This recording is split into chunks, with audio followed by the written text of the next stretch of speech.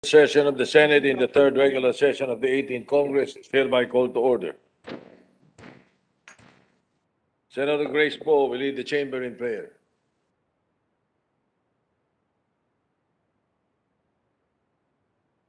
Hope she's on mute. Mute po. Mute. Sa ngalan ng Ama, ng Anak, ng Espiritu Santo. Amen. Amen. Panginoon, maraming salamat po sa biyaya ng buhay sa gitna ng pandemya. Salamat rin po sa pagturo ninyo sa amin kung ano talaga ang mahalaga. Na ito ay kaligtasan, kalusugan, at pagmamahal ng pamilya at mga kaibigan.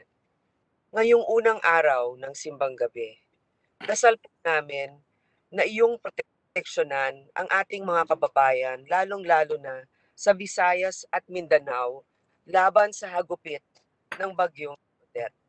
Dasal rin po namin na sa gitna ng banta ng Omicron ay proteksyonan niyo rin po ang lahat ng ating mga kababayan.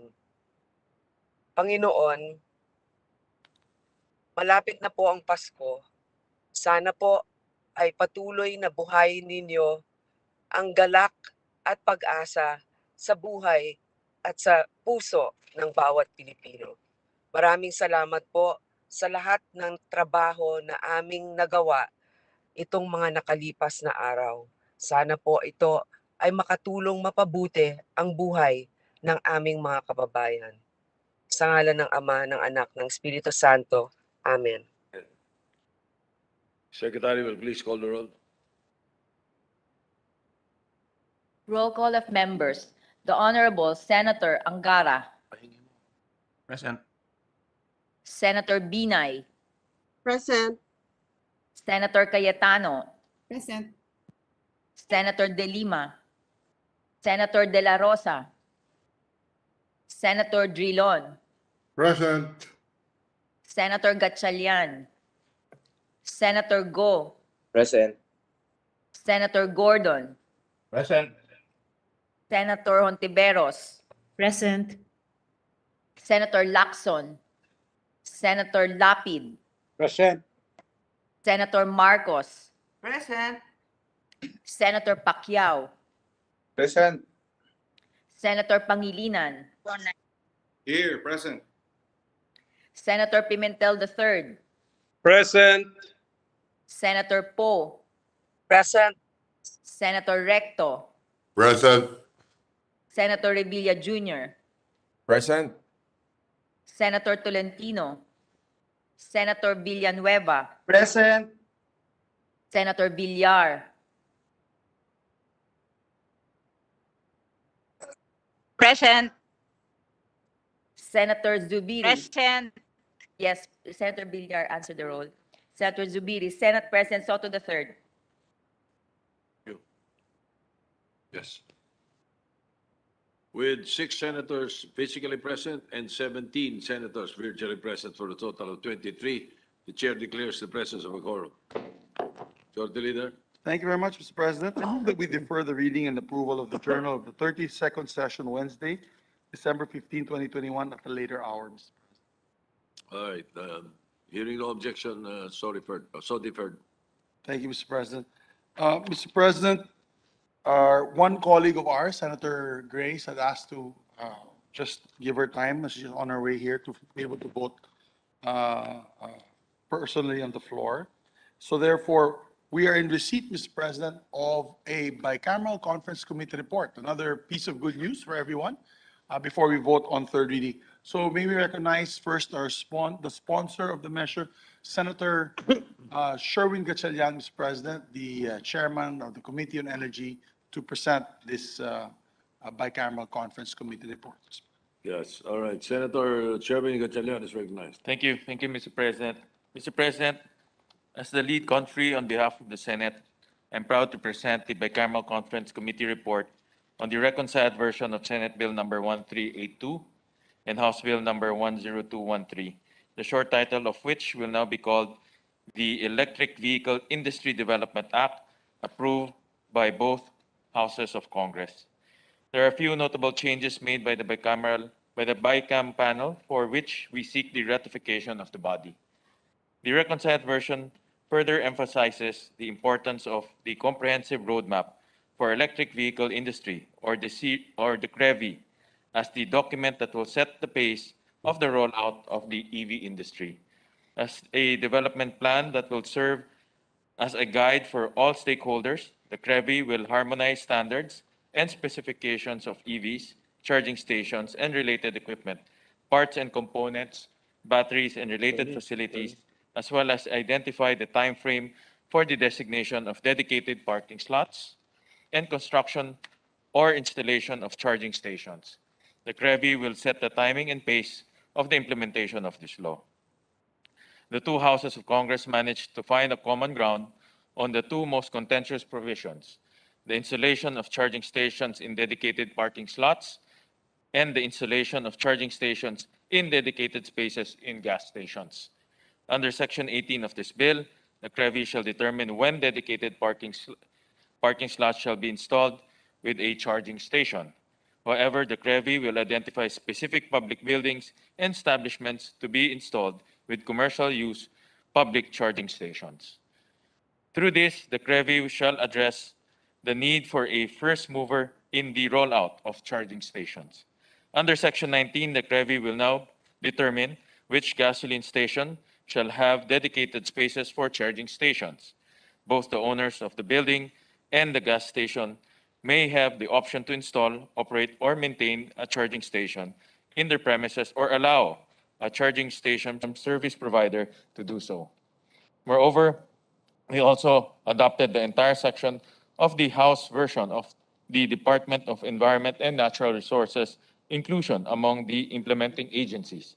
The DNR will take the lead in the promulgation of rules and guidelines on the recycling and disposal of waste involving EVs, charging stations, and related equipment, parts, components, and batteries consistent with the provisions of Republic Act 6969 or the Toxic Substance Hazardous and Nuclear Waste Control Act of 1990. The Department of Energy, together with the Department of Transportation and in coordination with relevant national government agencies and other stakeholders, shall issue the implementing rules and regulation within 120 days upon the effectivity of this act. Their failure to promulgate the IRR within the prescribed period upon the effectivity of this act shall subject the heads of these government agencies to administrative penalties under applicable civil service laws. I would like to thank the co-authors of this bill, Senators Ralph Recto, Senator Mig Zubiri, Senator Kiko Pangilinan, Senator Manny Pacquiao, Senator Grace Poe, Senator Coco Pimentel, Senator Joel Villanueva, Senator Pia Cayetano, and Senate President Vicente Soto III, as well as my fellow conferees, Senator Pimentel, Senator Zubiri, Senator Pacquiao, and Senator Pangilinan. Mr. President, I move that the Bicameral Conference Committee report on the disagreeing provisions on Senate Bill number 1382 and House Bill number 10213 be ratified. Thank you, Mr. President. Thank you. Majority Leader. Thank you very much, Mr. President. Congratulations to our dear colleague and all our colleagues involved in this e-vehicle program. I move that we adopt and ratify the Bicameral Conference Committee report on disagreeing provisions of Senate Bill number 1382 and House Bill number 10213, that the text of the joint explanation be inserted into the records of this chamber. So moved. Any objection? There being none, the Bicameral Conference Committee report on the disagreeing provisions of Senate Bill 1382 and House Bill 10213 is hereby adopted and ratified. Thank you very much, Mr. President. Mr. President, I move that we approve. We do go through the approval of third reading of several measures. I move that we approve Senate Bill 2239 for third reading, Mr. President. Ask the Secretary to read the title and proceed with the roll call vote. By the way, Mr. President, for the record, all of these measures were electronically distributed to the senators December 13, 2021, therefore complying with the three-day rule of the Constitution. All right, the Secretary will read the title of the measure and conduct a roll call vote. Senate Bill number 2239, an act regulating the importation, manufacture, sale, packaging, distribution, use, and communication of vaporized nicotine and non-nicotine products. Roll call vote. The Honorable Senator Angara. Yes. Senator Binay. Yes. Senator Cayetano. No. No. Senator De Lima, Senator De La Rosa, Senator Drilon, Yes. Senator Gatchalian, Senator Go, Abstain. abstention. Senator Gordon, Yes. yes. Senator Ontiveros, Aye. Senator Lacson, Senator Lapid, Yes. Senator Marcos, Yes. yes. Senator Pacquiao, Abstain. Senator Pangilinan, No. Senator Pimentel III, Yes. Senator Poe, Senator Recto, Yes. Senator Revilla Jr., Yes. Senator Tolentino, Senator Villanueva, Yes. Senator Villar, No, yes. Yes. yung- Yes. Senator Villar voted yes. Senator Zubiri, Yes. Senate President Soto III, Yes.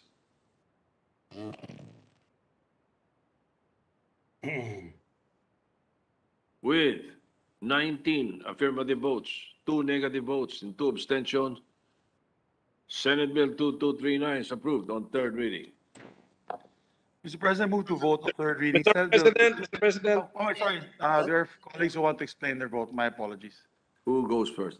Minority Senator Leader. Drilon, Mr. President, our Minority Floor Leader. Senator Drilon, Minority Leader is recognized. Thank you very much, Mr. President.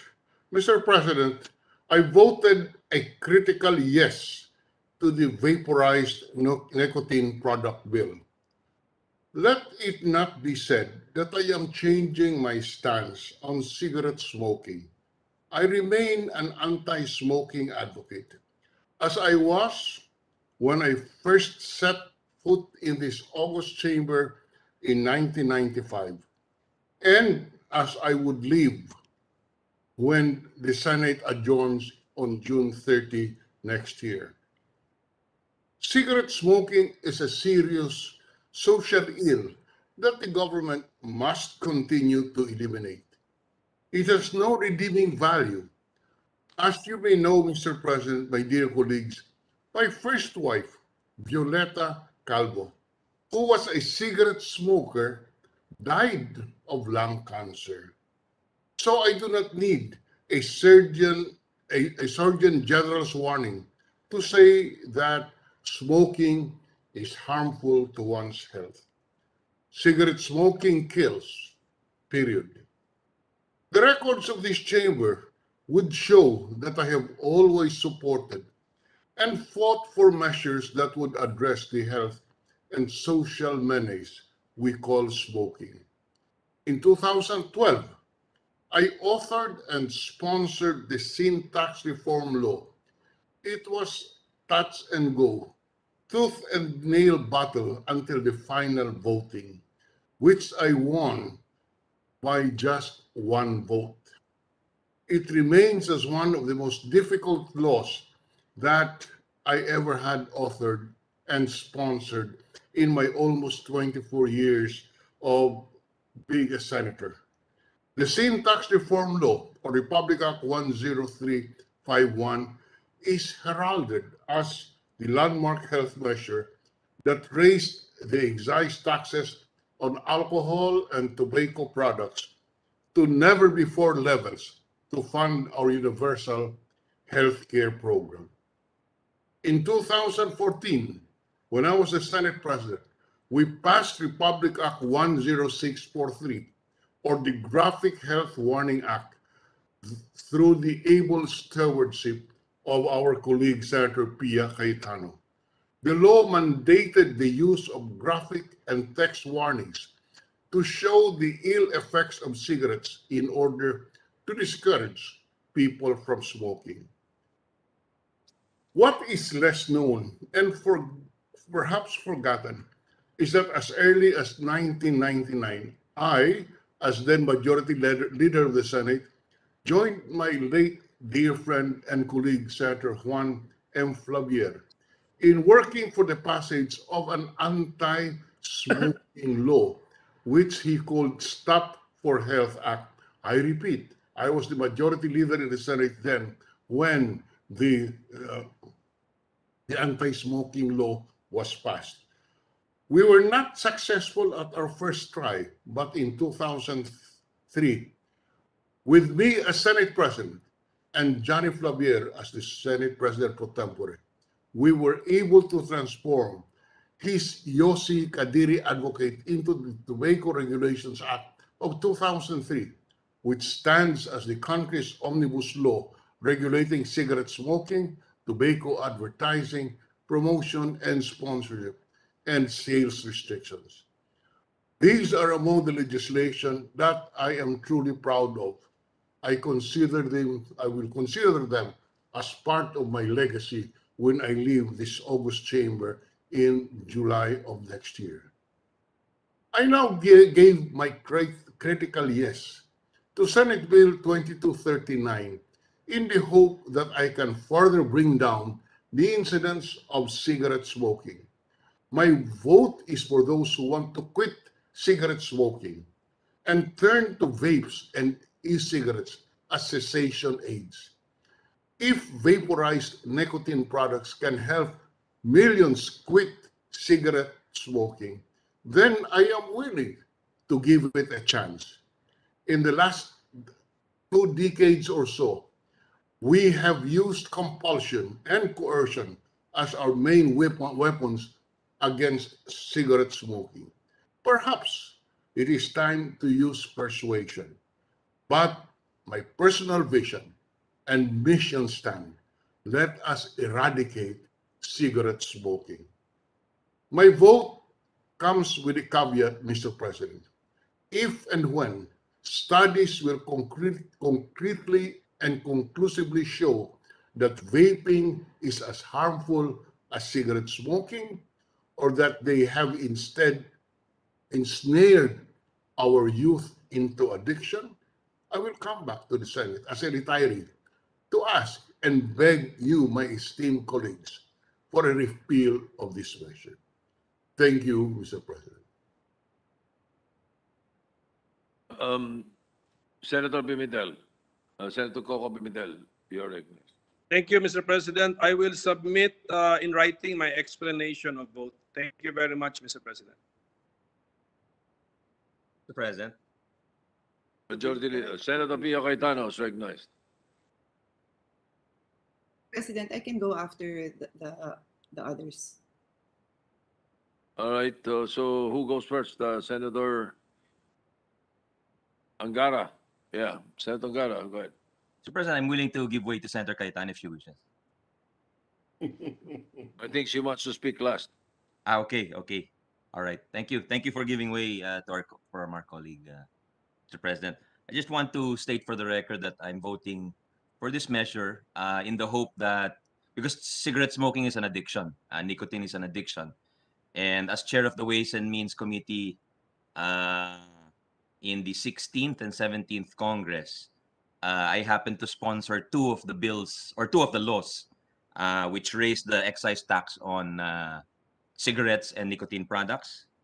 First in 2017, Republic Act 10963, and in 2019, Republic Act 11346, which is the first law to place an excise tax on vaping products. But I think there is the hope that that addiction called cigarette smoking will be mitigated by a switch to vaporized or vaping products. And there is anecdotal evidence to that effect from many personal colleagues and even from one of our colleagues. And I share the hope of our minority leader that we can eradicate the addiction of cigarette smoking, because the health benefits are non-existent or are definitely negative. In fact, the minority leader shared a personal anecdote about his late wife, Tita Violi Drilon. My father was playing tennis one day in 1987, and he collapsed on a tennis court. Then he was a heavy smoker, smoking maybe 2 to 3 packs of cigarettes a day. And he was just lucky he was playing with 3 doctors on a tennis court. So his treatment was immediate, and he survived that episode. But that led him to quit smoking cold turkey. So in the hope that there is a better future for cigarette smokers and non-cigarette smokers out there, that's why I vote for this bill. Thank you, Mr. President. All right. Anybody else? Senator Villanueva? Thank you, Mr. President. Thank you. I would just like to put on record that I am voting yes with very strong reservations. Nothing has changed, Mr. President. My position has not changed. I still don't support flavored vaping, the age of 18 instead of 21, among others. But may I just be allowed, Mr. President, to just insert for the records my detailed explanation of vote to save time. Thank you, Mr. President. All right. Senator Cayetano.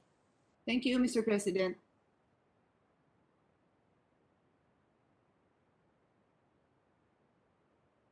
Dear colleagues, during the deliberation of the sin tax bill around 2 years ago, HTPs and vapes were included. No one questioned why they were included because everyone accepted. I don't recall. Everyone accepted from my recollection that they are a sin product. They are harmful products. There was no discussion on that. In fact, the question was, how harmful are they? And how beneficial can they be? And that is why we did not ban. We did not ban because it was accepted that we will allow these products, but we will regulate because there could be potential dangers, especially to the youth and to the old. And so we decided under the sin tax law that the minimum age would be 21 years old. We limit the flavors because studies show that what attracts the youth to try vaping is the flavors. So we limited it to plain tobacco and plain menthol.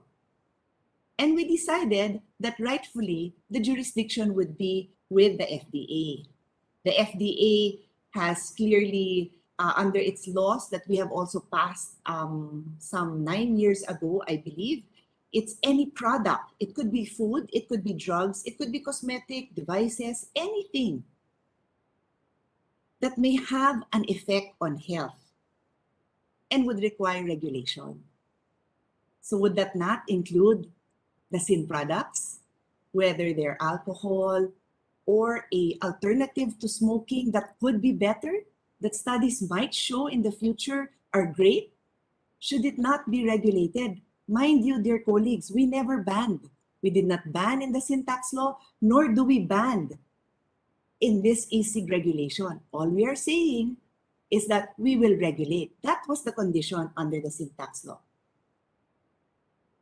And may I also point out that upon the request of members of Congress that wanted a transition period, we granted 36 months. That transition period doesn't end till May. So this law has not even been implemented. They are currently unregulated. Unregulated, anything can be sold, Your Honors. So that is where we are. And here today, we witness history. Senate Bill number 2239 reverses the protective measures that we as a Congress, that we as a Senate put in. Why would we reverse it, Your Honors? No one says you cannot sell this product, which a lot of you choose to believe may be helpful. And I have made it very clear that it is possible that these products will help a lot of people change and shift. It is possible it will save lives. We don't know for sure, but in the meantime, we're allowing it to be sold. Pwedeng ibenta. What would the FDA have done? The FDA would have done similar to what is done in the US. Regulate. Regulate. That is all this bill. That is all the intervention that I have tried to push from the beginning. And it hurts me deeply that I have not been able to convince my colleagues that simply by regulating and allowing FDA to do its job is not good enough for the Senate. It hurts me that after all these years of experience, I am unable to obviously communicate that well. Because what I hear from our colleagues until the very end is you want to give this product a chance to save lives. to bring people away from smoking. Well, that is exactly what this bill would have allowed to do with supervision of the FDA. As I have said during interpellation, and I want it written in my explanatory note, and I will repeat it, in the US, 55,000 flavors were turned down because they did not pass. They did not meet the scrutiny of public health.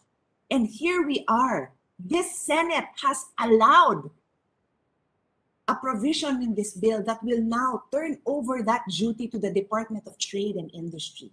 What business does the Department of Trade and Industry have to regulate health, to ensure that the flavors and scents of those products that will be inhaled now by anyone that is 18 years and 1 day old? What duty does DTI have, and experience and professionalism in ensuring that your children will not be inhaling products that the US has declined? 55,000 flavors was declined by the US. On that note, they have also approved for pre-market many other flavors. But here we are in this Senate, which I have always been proud of, giving the go signal and saying that DTI can determine the health of these products. Your honors, as I read into the record, the definition of product that is regulated by FDA is anything that could affect the health. Therefore, insect repellent is regulated by the FDA. You just put it on your skin. Lotion is regulated by the FDA. Perfume that you spray in the air, you don't even put it on your skin, but you spray it in the air and you inhale it. Okay, sometimes you put it on your skin. Regulated by FDA. Sunblock, regulated by FDA. They all have potential to do much good, but they may have side effects, they may have harms. Just like e-cigs and vapes, dear colleagues, just like e-cigs and vapes. That's why we regulate. And last point, essential oils that many of you or your wives use. Essential oils that you inhale. You inhale or you put here, you dab, you inhale. All regulated by the FDA. By saying yes to this measure, our colleagues would like to believe that they are saying yes to regulating an industry. And that is correct. I also say yes for that reason. But resoundingly, this Senate said no to the amendments that this humble representation made that would simply regulate the products and ensure that they are not substantial essential oil, substantial lotion, substantial sunblock. That's the same principle. Never said no. Your wives, your parents, your young children, not young children, your adult children can still use these products and could have been under the safety guide of the FDA. But no, we are now reinventing the roles of our government agencies. In grade school, I remember, and I've also overseen the instruction, the schooling of my young kids. Grade school students are taught what is the role of government, what is the role of the president, what is the role of Congress, what is the role of every government agency, what is the role of DOH, what is the role of DTI, what is the role of Department of Education. So are we now saying that we rewrote the definition and the role of the Department of Trade? Because from anywhere I look, from the mandate of DTI on its very own website, in the budget deliberation, their objective is promote trade and industry. They are not the vanguards of health. They are not standing there to ensure that the e-cig and vape products are the safe ones. There would be, as your honors have said, you want to observe and see down the road how safe these products are. Sure, but let's do it now. And let's allow those products that at least comply with the minimum standards set by the FDA to be the ones to proceed. But you have decided, your honors. And I submit that, yes, regulation is necessary, but that regulation should have included very simple amendments. Allow the 21-year-old age to stand because the brain is still developing. Pediatricians tell us till at least the age of 25. But this Senate said no. We want them to be able to access this as early as 18. Second, flavors, I already said, it is the number one reason why these young kids start experimenting with vapes. We had proposed, this humble representation had proposed to stick to the 2 flavors and allow FDA to agree to other flavors as it deems fit. The honorable sponsor said no to that as well. And finally, for the FDA, this Senate has resoundingly said no FDA regulation. I am beyond disappointed. I am beyond saddened that the products out there will no longer have at least the regulatory stamp of maybe not approval, but at least compliance that certain chemicals are not in there, chemical combination at a high level of heat, which is what we are talking about, have been scrutinized. I regret that this is the decision of the Senate. And I submit that the reason for my no vote stands, and I will continue to work in any possible way that I can. But the sad reality is, when Congress speaks, we know that we are limited to the laws that we pass, and we cannot work beyond that. And because this is a resounding decision of this Senate, then I disassociate myself from this decision. Thank you, Mr. President and dear colleagues. Senator Tolentino. President, this representation will be Can submitting. you put the microphone closer to you? Yes, Mr. President, this representation will be submitting an expanded explanation of my vote, centering on the parents patria doctrine, combined with the regulatory powers of the state. Thank you, Mr. President. All right, thank you. Majority Leader. Thank you. Before you- Outside the controversies, the issues, the research and findings, I have a personal reason for voting yes, voting in favor. My brother was a heavy smoker for 45 years. When he switched to heated tobacco, now he has stopped completely smoking and is very healthy. All right. Yes, Majority Mr. Leader. President, I too have the same experience, not with a family member, but with my very own driver, si Rene. I couldn't stand, he's a heavy smoker, been smoking since he was in high school. He comes from Ormoc City, Leyte. And when I hired him, maybe about 10 years ago, Mr. President, you know, the first few years, hindi ko nakayanan because when you're a smoker, pagpasok mo sa kotse, yung buong kotse amoy sigarilyo. This is a true story. And me and my wife would complain. I get an allergic reaction, Mr. President, when somebody smokes beside me, kung may naninigarilyo sa katabi ko, or yung amoy ng sigarilyo na sa katawan niya, hindi ko kaya, nag-hatching. I get sneezing. I do sneezing, coughing, and all. Kaya minsan nakakahiya kasi baka sabihin nila meron akong COVID. Eh, kung katabi ako ng smoker, that's what I tend to do, and that's how I react. And you know, it came to a point that I almost fired him. Naawa naman ako sa kanya. Talagang nakawawang-kawawa po siya. And he told me, hindi po niya kayang tumigil. He cannot stop. It's an addiction. What can we do? He could not go cold turkey. He tried, but he could not. Hirap, willpower. Willpower talaga. So sabi ko, are you willing to do the alternatives? So pumayag siya. So much so that my office, I'll be honest about it, is the one paying kasi mahal po yung yung icon, yung heated tobacco, mahal po yun eh. But when he shifted, Mr. President, about 3 years ago, as God as my witness, he feels much better. He lives with a much better lifestyle, healthier lifestyle. He feels great. His doctor said he's much healthier now. And he completely stopped from smoking sticks of cigarette. I'm anti-smoking, Mr. President. I hate smoking. I can't even stand the place where there's smoking. Ako mismo nakikipag-away ako sa mga tao na naninigarilyo katabi ng mga ibang tao. So, we just have to give these people an alternative, Mr. President. Because I don't like the fact that some doctors have texted me and vilified me. Ang kalaban natin dito, sigarilyo.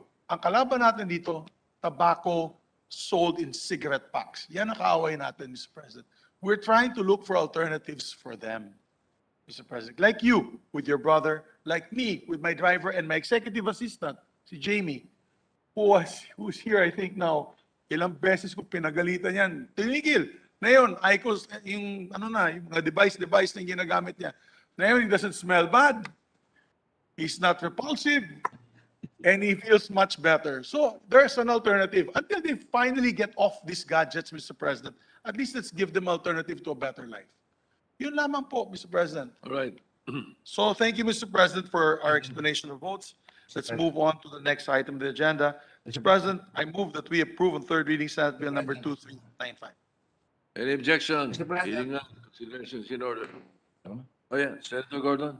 I was just going to give Mr. President a short intervention, if I may, if I'm still allowed. Otherwise, you can go and proceed because I think I'm just going to make my 2 cents worth, and it's going to be. Go ahead. Go ahead. Thank you, Mr. President. I just want to say that I voted yes simply because we want something like a withdrawal plan. There's no justifications for smoking, and the only justification is free will. If somebody wants to smoke, I see people still smoking. It's up to them. They have to smoke in accordance with the regulations. They have to smoke in a non-smoking area. And it's just like COVID. You know, people, you cannot force people to have a bakuna if they don't believe in it. On the other hand, I have a lot of friends who have switched to vaping. And vaping is a soft landing for them. And I keep telling them, okay na kayo mag-vape. Pero kung kailangan mo, dahil imbis na magsisigarilyo ka na mas masama, okay, fine. Stretch your life a bit. Also, Mr. President, and I hate to say this, we are facing a lot of debt, and I think we need to get more resources from the tobacco industry and from this new development in smoking or vaping. Everyone has his own poison, as they say. In a party, we say, all right, bring your own poison. I don't drink, and I don't impose myself upon others that I won't drink. Just enjoy yourself. Huwag ka lang magpakalasing, tapos magmamaneho ka, makakadisgrasya ka. So far as I'm concerned, Mr. President, I think maturity requires that our people learn to make decisions by themselves, and the important thing is proper information is given to them. They can say yes, they can say no. Everybody dies. It just depends on how fast you want to die. If you want to die a little faster, I believe smoking can hurt you. If you don't want others to die, then follow the rules. If you want to die later, you can vape or you can do other things. If you don't want to die, don't drive a car because it can kill you. Don't ride a plane because it might crash. You know, we cannot live our lives on don't do this, don't do that. There's got to be, mature, realization that we all have to make decisions. I have a son that keeps smoking, and I'm very upset with him, but I've stopped telling him. I don't know if he's already vaping, but I hope that he will, if only to pull him out of the habit. But those are the facts, Mr. President, and I have no qualms about my vote, just as I'm sure the Marlboro man who died pushing cigarettes, that is all lookout. It happens. And as far as I'm concerned, it's free will and free choice. Thank you, Mr. President. Thank you. Majority Leader, I'm sorry, the motion was already carried. So the Secretary will read the title of the measure and conduct a roll call vote.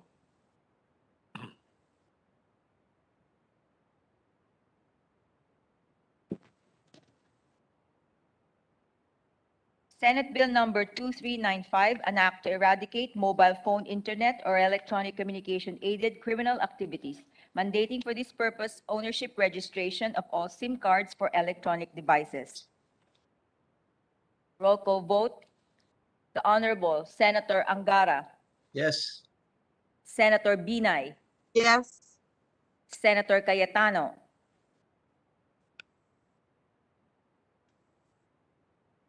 Senator De Lima, Senator De La Rosa, Senator Drilon, Yes. Senator Gatchalian, Senator Go, Yes. Senator Gordon, Yes, and I'd like to be made a co-author. Thank you. Senator Ontiveros, Aye.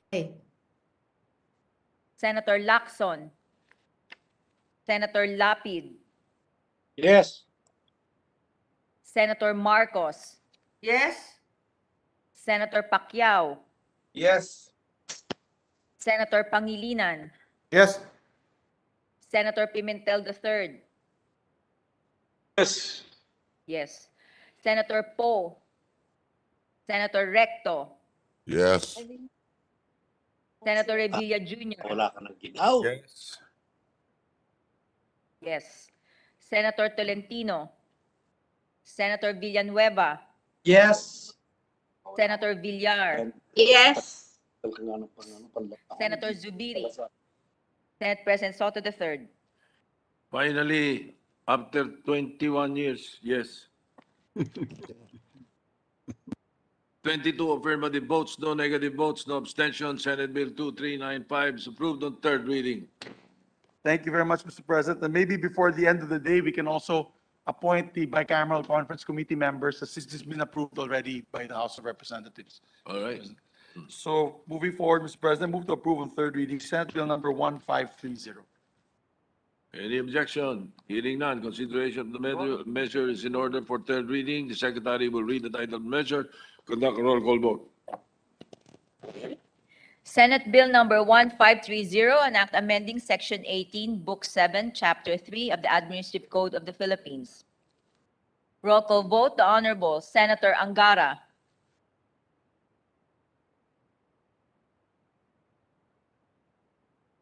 Senator Binay. Yes. Senator Cayetano. Senator De Lima. Senator De La Rosa. Senator Drilon. Yes. Senator Gatchalian. Senator Go. Yes. Senator Gordon.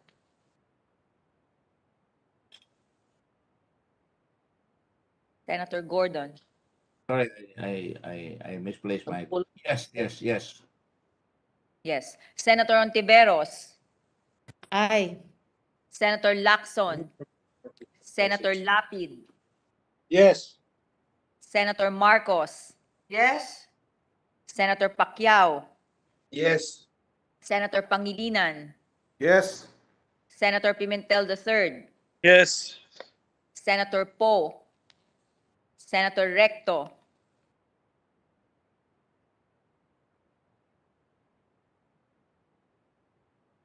Senator Revilla Jr.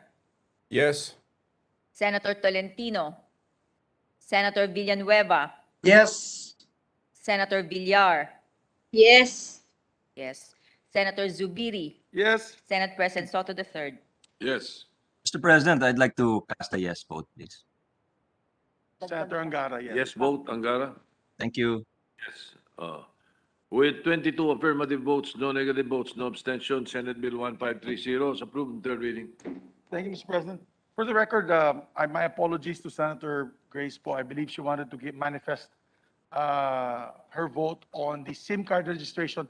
If, with her permission, Mr. President, what we can do is vote on everything and then we'll recognize her again after, so that we don't disturb the voting on third reading. All right. We will allow that. And then the chair stands corrected. The vote for 1530 is only 21. Thank you, Mr. President. With 21 affirmative votes. And also Senator Go wishes to be made a co-author of Senate Bill number 2395. This is SIM card registration, Mr. President. For the All right. record. Mr. President, moving forward, I move to approve on third reading House Bill number 8970. Any objection? Hearing none, consideration is in order. The secretary will read the title of the measure, conduct a roll call vote. House Bill number 8970, an act renewing for another 25 years the franchise granted to Meridian Telecoms, Inc., presently known as Smart Broadband, Inc., under Republic Act number 8337, entitled An Act Granting the Meridian Telecoms, Inc. a franchise to construct, install, establish, maintain, lease and operate wire and/or wireless telecommunication systems throughout the Philippines. Roll call vote, the Honorable Senator Angara. Yes. Senator Binay. Yes. Victor. Yes. Senator Cayetano. Senator De Lima. Senator De La Rosa, Senator Drilon,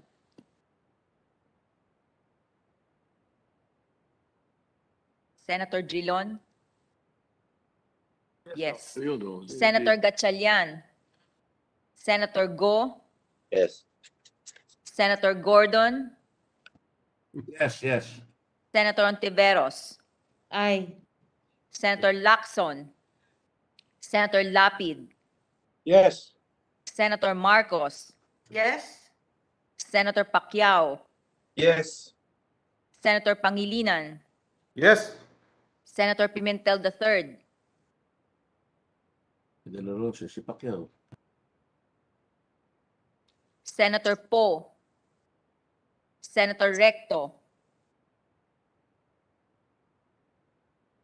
Senator Revilla Jr., Yes. Senator Tolentino, Senator Villanueva, Yes. Senator Villar, Yes. yes, Senator Zubiri, Yes. Senate President Soto III. Yes. With 20 affirmative votes, no negative votes, no abstention, House Bill 8970 is approved in third reading. President, move to approve a third reading House Bill number 8974. Secretary will read title of the measure if there is no objection and conduct a roll call vote. House Bill number 8974, an act renewing for another 25 years franchise granted to Polaris Telecommunications, Inc., presently known as Radios Telecoms, Inc., under Republic Act number 8955, entitled an act granting the Polaris Telecommunications, Inc. a franchise to construct, install, establish, operate, and maintain telecommunications systems throughout the Philippines. Roll call vote. The Honorable Senator Angara, Yes. Senator Binay, Yes.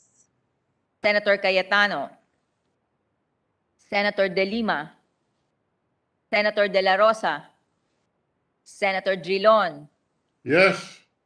Senator Gatchalian, Senator Go, Yes. Senator Gordon, Yes, yes, yes. yes, Senator Ontiveros, Aye. Senator Lacson, Senator Lapid, Yes. Senator Marcos, Yes. Senator Pacquiao, Yes. Senator Pangilinan, Yes. Senator Pimentel III, Senator Poe, Pang- Senator Recto, Senator Revilla Jr., Yes. Senator Tolentino, Senator Villanueva, Yes. Senator Villar, Yes. yes, Senator Zubiri, Yes. Senate President Soto III. Yes. 20 affirmative votes, no negative votes, no abstention. House Bill 8974 is approved in third reading. President, move to approve a third reading House Bill 10442. Hearing no objection, Secretary will read title of the measure, conduct a roll call vote. House Bill number 10442, an act renewing for another 25 years franchise granted to Air Philippines Corporation doing business under the name and style of Air Phil Express, PAL Express, and Philippine Airlines under Republic Act number 8339 as amended by Republic Act number 9215 entitled an act granting Air Philippines Corporation, Air Philippines a franchise to establish, operate, and maintain domestic and international air transport services. Roll call vote. The Honorable Senator Angara, Yes. Yes. yes. Senator Binay, Yes. Senator Cayetano, Senator De Lima, Senator De La Rosa, Senator Drilon, Yes. Senator Gatchalian, Senator Go, Yes. Senator Gordon, Yes. Senator Ontiveros, Aye. Senator Lacson, Senator Lapid, Yes. Senator Marcos, Yes. Senator Pacquiao, Yes. Senator Pangilinan, Yes. Senator Pimentel III, Senator Poe, Senator Recto, Senator Revilla Jr., Yes. Senator Tolentino, Senator Villanueva, Yes. Senator Villar, Yes. yes, Senator Zubiri, Senate President Soto III. Yes. With 20 affirmative votes, no negative votes, no abstention, House Bill 10442 is approved on third reading. Thank you very much, Mr. President. Mr. President, I move to approve on third reading House Bill number 10122. Hearing no objection, the Secretary will read the title of the measure and conduct a roll call vote.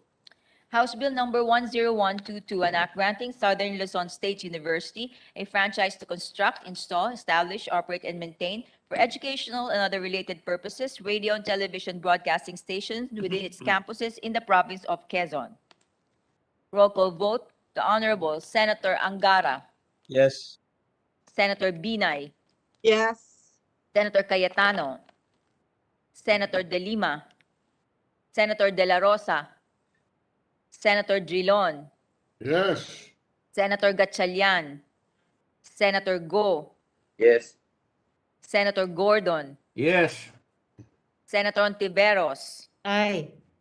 Senator Lacson, Senator Lapid, Yes.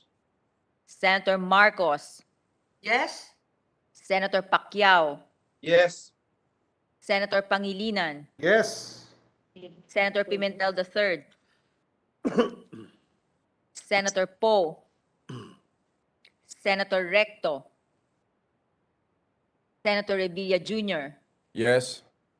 Senator Tolentino, Senator Villanueva, Yes. Senator Villar, Yes. yes, Senator Zubiri, Senate President Soto III. Yes. With 20 affirmative votes, no negative votes, no abstention, House Bill 10122 is approved on third reading. Majority Leader. Thank you, Mr. President. Mr. President, I move that we approve on third reading House Bill number 10152. Hearing no objection, the Secretary will read the title of the measure and conduct a roll call vote. House Bill number 10152, an act granting a franchise to the University of Southern Mindanao to construct, establish, maintain, and operate for educational and other related purposes radio broadcasting stations in the province of Cotabato. Roll call vote. The Honorable Senator Angara, Yes. Senator Binay, Yes. Senator Cayetano, Senator De Lima, Senator De La Rosa, Senator Drilon, Yes. Senator Gatchalian, Senator Go, Yes. Senator Gordon, Yes. yes, Senator Ontiveros, Aye. Senator Lacson, So wait to make a- Senator Lapid, yes, Senator Marcos, Lapid, Yes. Senator Lapid, yes, Senator Marcos, yes, Senator Pacquiao, Yes. Senator Pangilinan, Yes. Senator Pimentel III, Senator Poe, Senator Recto, Senator Revilla Jr., Yes. Senator Tolentino, Senator Villanueva, Yes. Senator Villar, Yes. yes, Senator Zubiri, Senate President Soto III. Yes. 20 affirmative votes, no negative votes, no abstention. House Bill 10152 is approved on third reading. Mr. President, I move to approve on third reading House Bill number 4751. Secretary will read the title of the measure and conduct a roll call vote if there's no objection. House Bill number 4751, an act creating a barangay to be known as Barangay La Medalla in the municipality of Pio Duran, province of Albay. Roll call vote. The Honorable Senator Angara, Yes. Senator Binay, Yes. Senator Cayetano, Senator De Lima, Sinabi ko na. You Senator know, De La Rosa, Senator Drilon, Yes. Senator Gatchalian, Senator Go,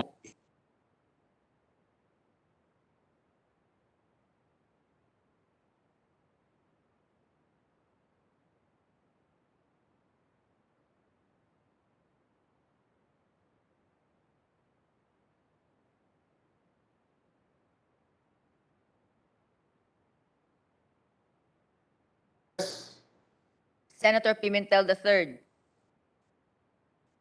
Senator Poe, Senator Recto,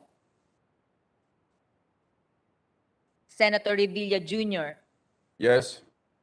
Senator Tolentino, Senator Villanueva, Yes. Senator Villar, Yes. Senator Zubiri, Senate President Soto III. Yes. With 20 affirmative votes, no negative votes, no abstention, House Bill 4751 is approved on third reading. Mr. President, finally, I move to approve on third reading House Bill number 8841. Hearing no objection, the Secretary will read title of the measure. Conduct roll call vote. House Bill number 8841, an act renaming San Isidro in the municipality of Lupon, province of Davao Oriental as Barangay Ernesto D. Violan. Roll call vote. The Honorable Senator Angara, Yes. Senator Binay, Yes.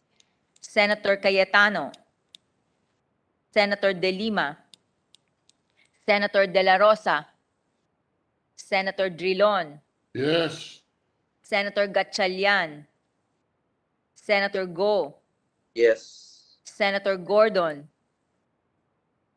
Yes.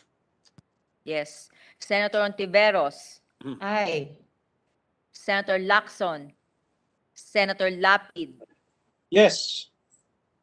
Senator Marcos, Yes. Senator Pacquiao, Yes. Senator Pangilinan, Yes. Senator Pimentel III, Senator Poe, Senator Recto, Senator Revilla Jr., Yes. Yes. yes, Senator Tolentino, Senator Villanueva, Yes. Yes. yes, Senator Villar, Yes. yes, Senator Zubiri, Senate President Soto III. Yes. With 20 affirmative votes, no negative votes, no abstention, House Bill 8841 is approved on third reading. Thank you very much to our dear colleagues for patiently waiting for a third reading of all these measures. Maraming salamat po. And before we go to other matters, may we recognize a distinguished colleague from Iloilo, Pangasinan, and Quezon City, no other than Senator Grace Poe, to manifest her vote on reasons for voting yes and sponsoring the measure, Senate Bill number 2395. So moved. Senator Grace Poe is recognized. Mr. President, before I manifest for the SIM Card Registration Act, I would like to thank our colleagues also for voting for the franchises, particularly PAL Express. Data from the Civil Aeronautics Board showed that total passenger traffic carried by domestic and international airlines reached only 13.1 million in 2020, whereas it used to be over 60 million in 2019. Globally, the aviation sector is one of the hardest hit by the ongoing pandemic. That's why I was pleasantly surprised to see that even during our committee hearing, all of the members that were present really understood the plight of our airline industry and immediately gave their seal of approval for the franchises. So definitely, my dear colleagues, at least we are doing our part to help an industry that is employing thousands of Filipinos. So now, Mr. President, I would like to manifest for the SIM Card Registration Act.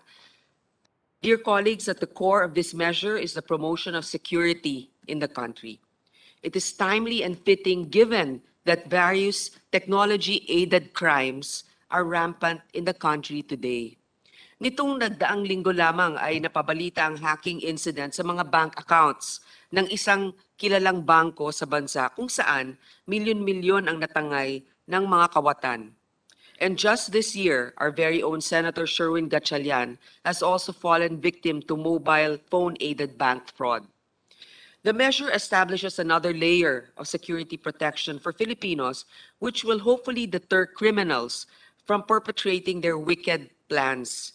It is high time that we beef up our own infrastructures to address these threats to security. And it is up to us as policymakers in the country to spearhead the change. I would like to reiterate at this point that the policy of SIM card registration in the country will be implemented with full regard to our right to privacy.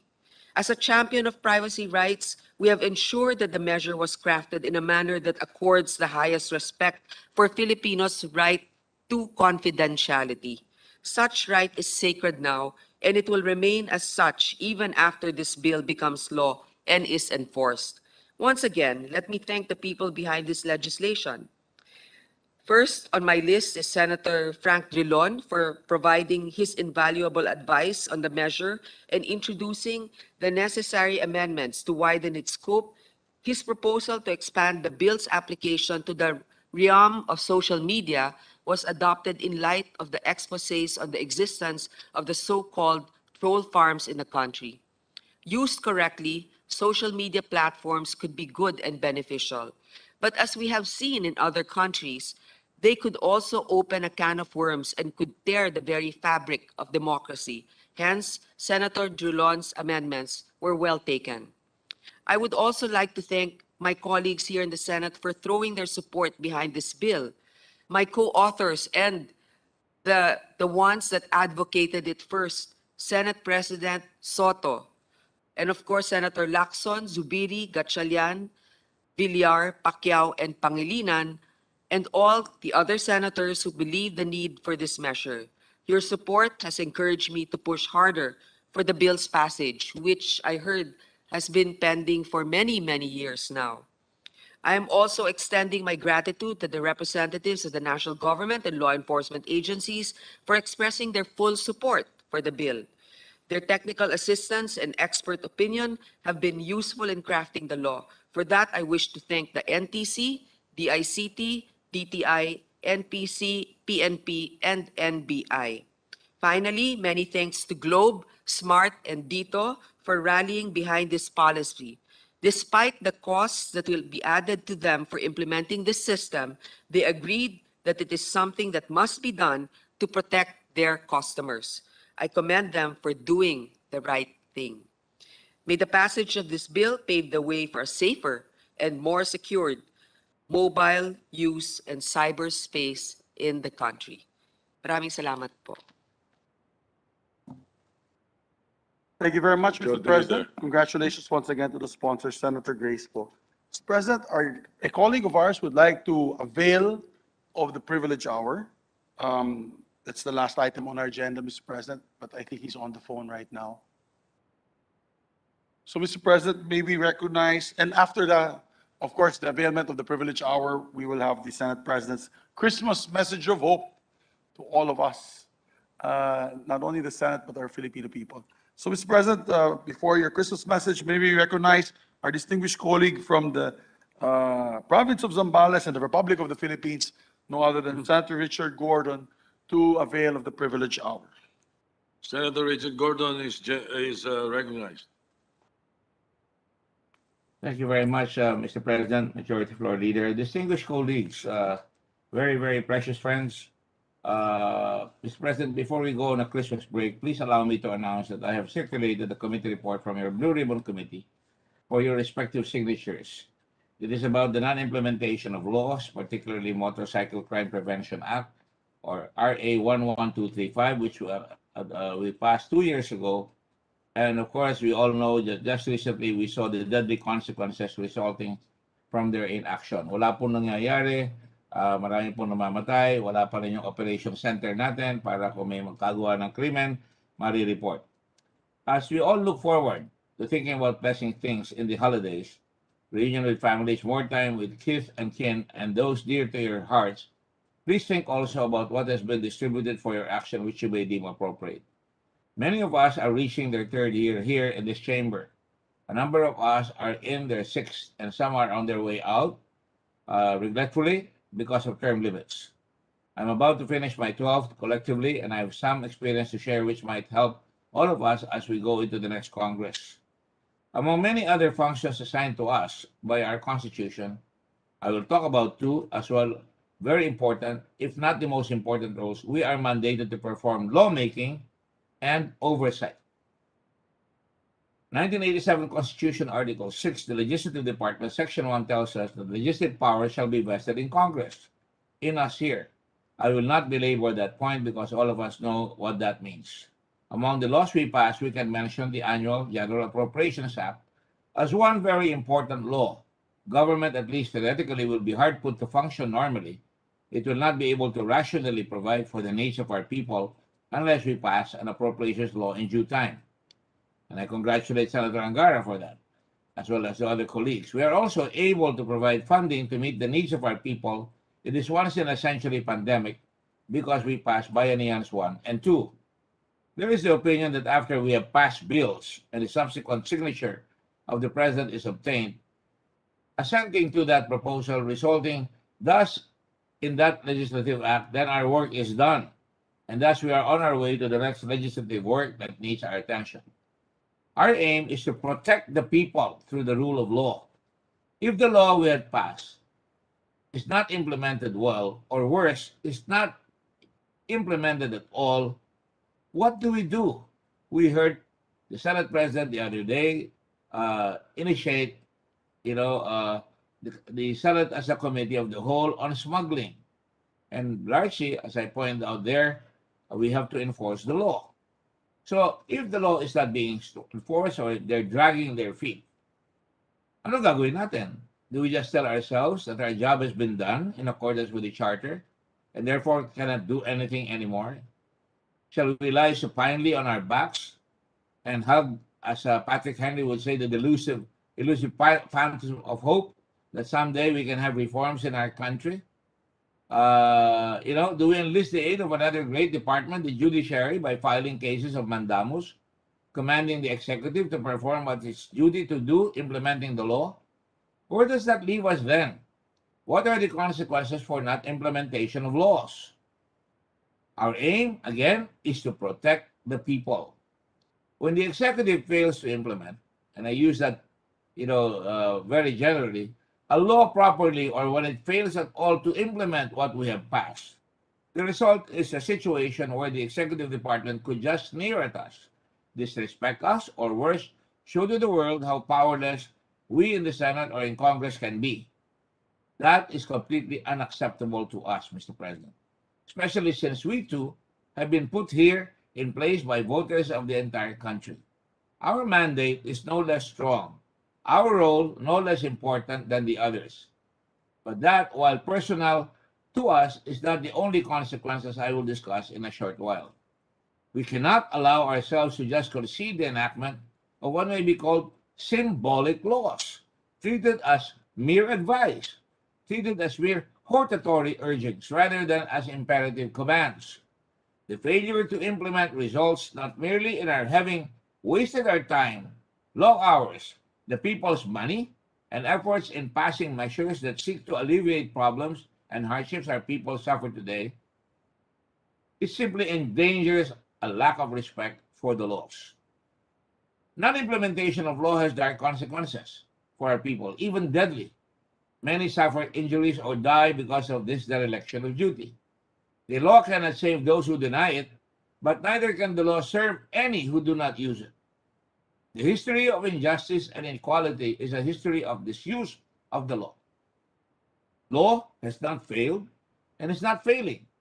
We as a nation have failed ourselves by not trusting the law and by not using the law to gain sooner the ends of justice in which law alone serves. Quoting President Johnson of the United States. The Blue Ribbon Committee is a very useful committee. Useful for our people, most especially. It's also a very hard and difficult committee. We have to make decisions of malfeasance, misfeasance, and nonfeasance, Mr. President. Personalities will be affected, and the public will know who's doing their job, who's not doing their job, or is simply violating the law. It is also a powerful committee, the Blue Ribbon is. And when utilized properly, can hold public officers, as I said, to account gain for the protection of our people. Now, Mr. President, hindi ko naman po hiningi yan. 2 beses na ako nagsenador. Yan ay binigay niyo sa akin. Una ni Senator Pimentel, and later, nito nakaraan, napunta po rin sa akin yan. I do not relish this role. As I said, I have not asked to be chairman of this committee. I do not, and I dare say none of us enjoy the role of grilling people, making them appear before the public during hearings. But it is a duty na kailangan ganapin. It is a task na kailangan harapin. And it is needed by our people in order to protect their interest, lalo na kung wala na silang kapag-asa. Noong nakaraang linggo po, 6 na human beings, 6 na Pilipino, ay have been victimized or pinatay ng, again, sabi nga ni Senate President, my pet peeve raw. Hindi po pet peeve. Riding and tandem killers. Hindi naman ako lahat na nagmumotorsiklo ay mamamatay tao. Pero dapat supilin natin itong mga mamamatay tao na ginagamit yung nakaw na motorsiklo o walang plaka o minamali yung plaka, ginawa na po natin ang ating tungkulin. Itong 6 na tao, tigyan po ninyo. On December 2, hindi pa po tapos ang kalahati ng buwan. 2021, December 2. Doktor, Raul Winston Andutan, a respected person in Cagayan de Oro City. A prominent surgeon and urologist based in Cagayan de Oro City. Nag-aral maging Surihano, urologist. The medical director of Maria Rheria Xavier University Hospital ay pinatay in broad daylight by riding in tandem allegedly for the price of 150,000 pesos to be shared by 4 people. The 2 arrested, naka-arrest tayo, shot and killed the doctor. I hope may mangyari dyan sa kasong yan. Mayor Jerusalem Lahid was a humanitarian leader, an ex-cop, who respected humanitarian rules. He cleared his turf of banditry of the Abu Sayyaf, restoring peace in his battle-scarred hometown in Albarca. Sasamba siya sa moske sa Zamboanga City. Kasama niya ang kamag-anak niya, bodyguard niya, at isang, hindi ako nagkakamali, dating mga kasama niya sa politika. Ano ginawa sa kanya? 4 na motorsiklo po ang ginamit sa kanya at siya ay pinaslampas na, pinagbabaril siya at yon, tepok po na naman. Ito ang pinakamasakit na naman. Kasing sakit ng lahat ito. Jesse Malabanan, isang correspondent doon sa Pampanga. Pinisita ang kanyang ina, stringer siya ng Reuters, tumulong sa stories on the drug war, which won a Pulitzer Prize for Reuters in 2018. Ano po nangyari? Pinastlang siya doon sa Calbayog City. Inabangan siya sa labas ng bahay niya at siya ay pinagbabaril doon. Ayan. Pagkatapos, December 14, yan si Jess Malabanan ng kanyang larawan. At makita ninyo, ito naman, ito yung kotse ni Ervin Dunhill sa Mandawi City. Madalas, last time may abogado napatay mismo sa kanyang opisina. Ervin Dunhill, doon sa kanyang gate, sa kanyang bahay sa Urban Deca Homes in Mandawi City, was shot by motorcycle riding suspects at 8:25 in the morning. Ayan na naman po. If indeed the executive fails to implement a law, we can exercise this power granted us in order to prod them into proper action.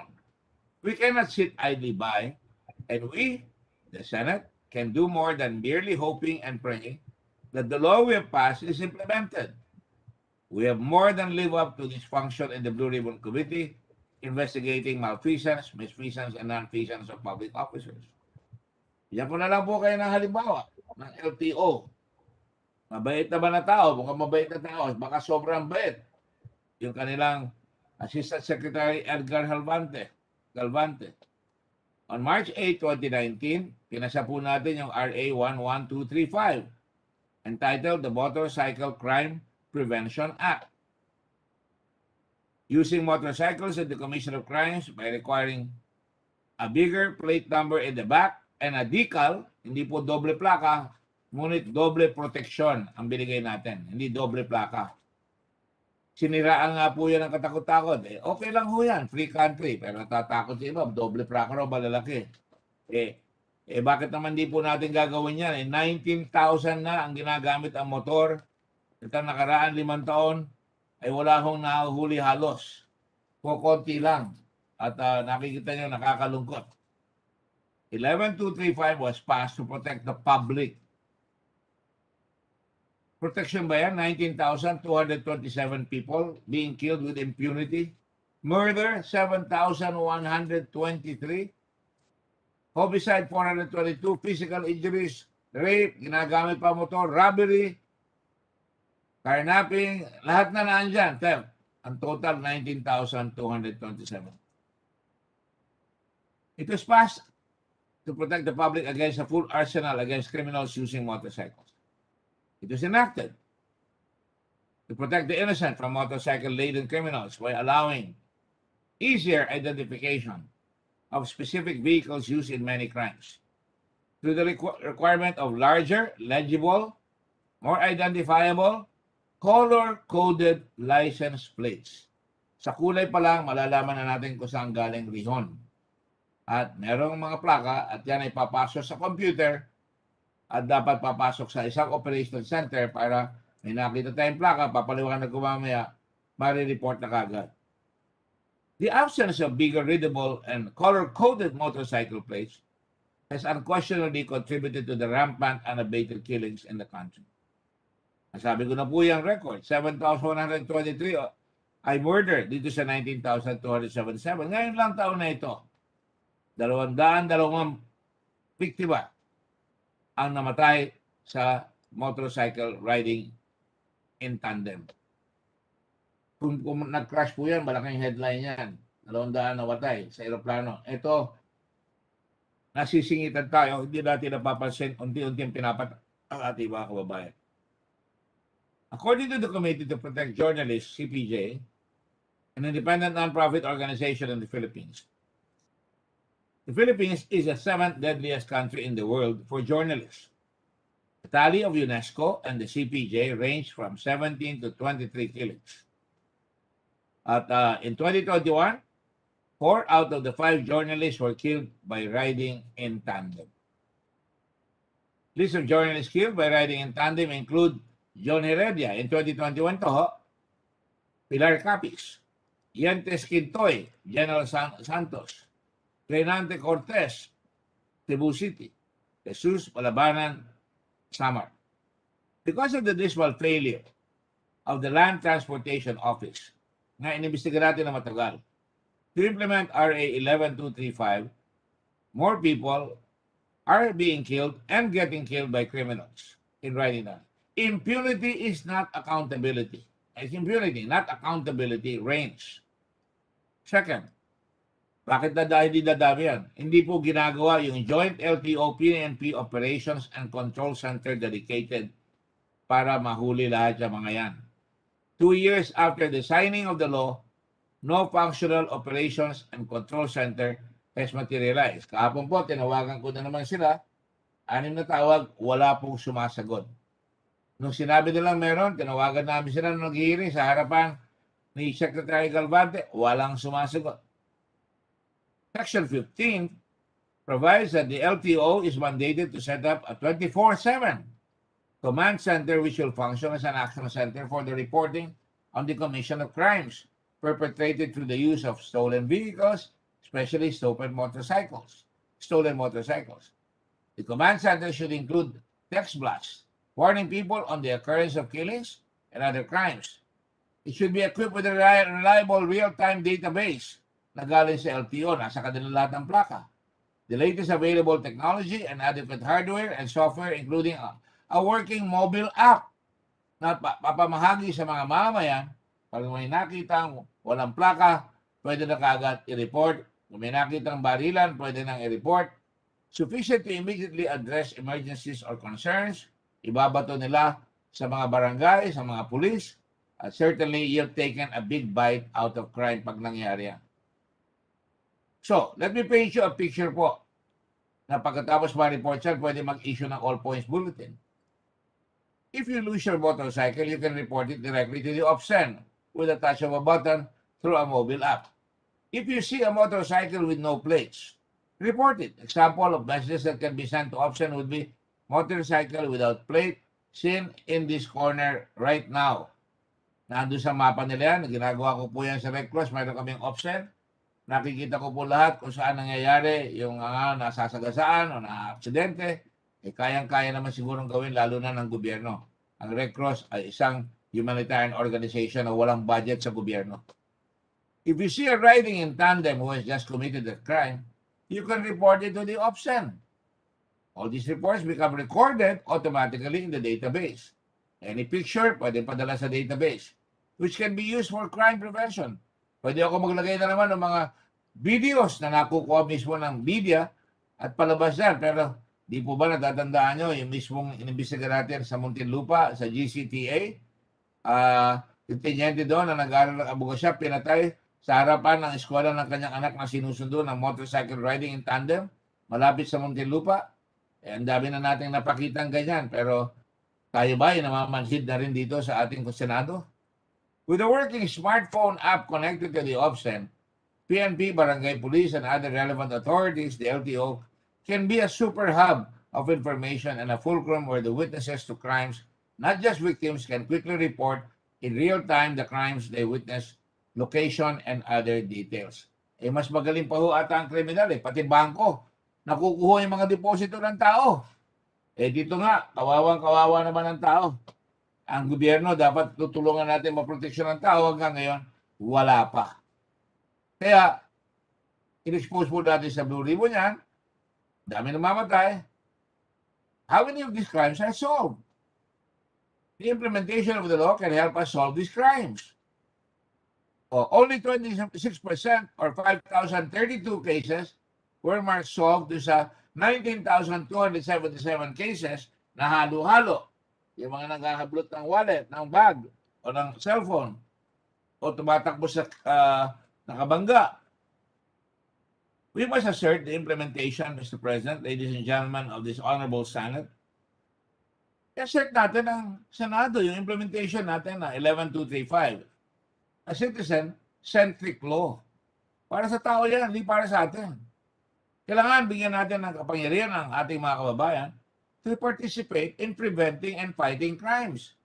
Pag nagsama ang mga leader at ang tao, lalabas ang galing ng Pilipino para masugpo ang krimen na ginagawa, hindi lang ng mga motorsiklo, ngunit yung krimen sa kalsada. Hindi naman ganun karami ang pulis, nasweldohan na natin ng malaki, pero one death is one death too many. Kaya fake news talaga yung doble plaka na sinasabi dyan. Hindi po doble plaka ito. Doble proteksyon ang sinasabi ko. Protektado ang mga riders at protektado ang taong bayan. Alam po ba ninyo kung bakit pinakalat yung doble plaka? Una, pinakalat po yan dahil mukhang matatabaan yung ilang mga importers, dealers, dahil nasa batas natin dyan, ay within 5 days ay dapat magkaroon na ng rehistro yung motorsiklo. Ang ginagawa lang po, pag nilakad ng motorsiklo na bumili, ay bibigyan lang sila ng deed of sale.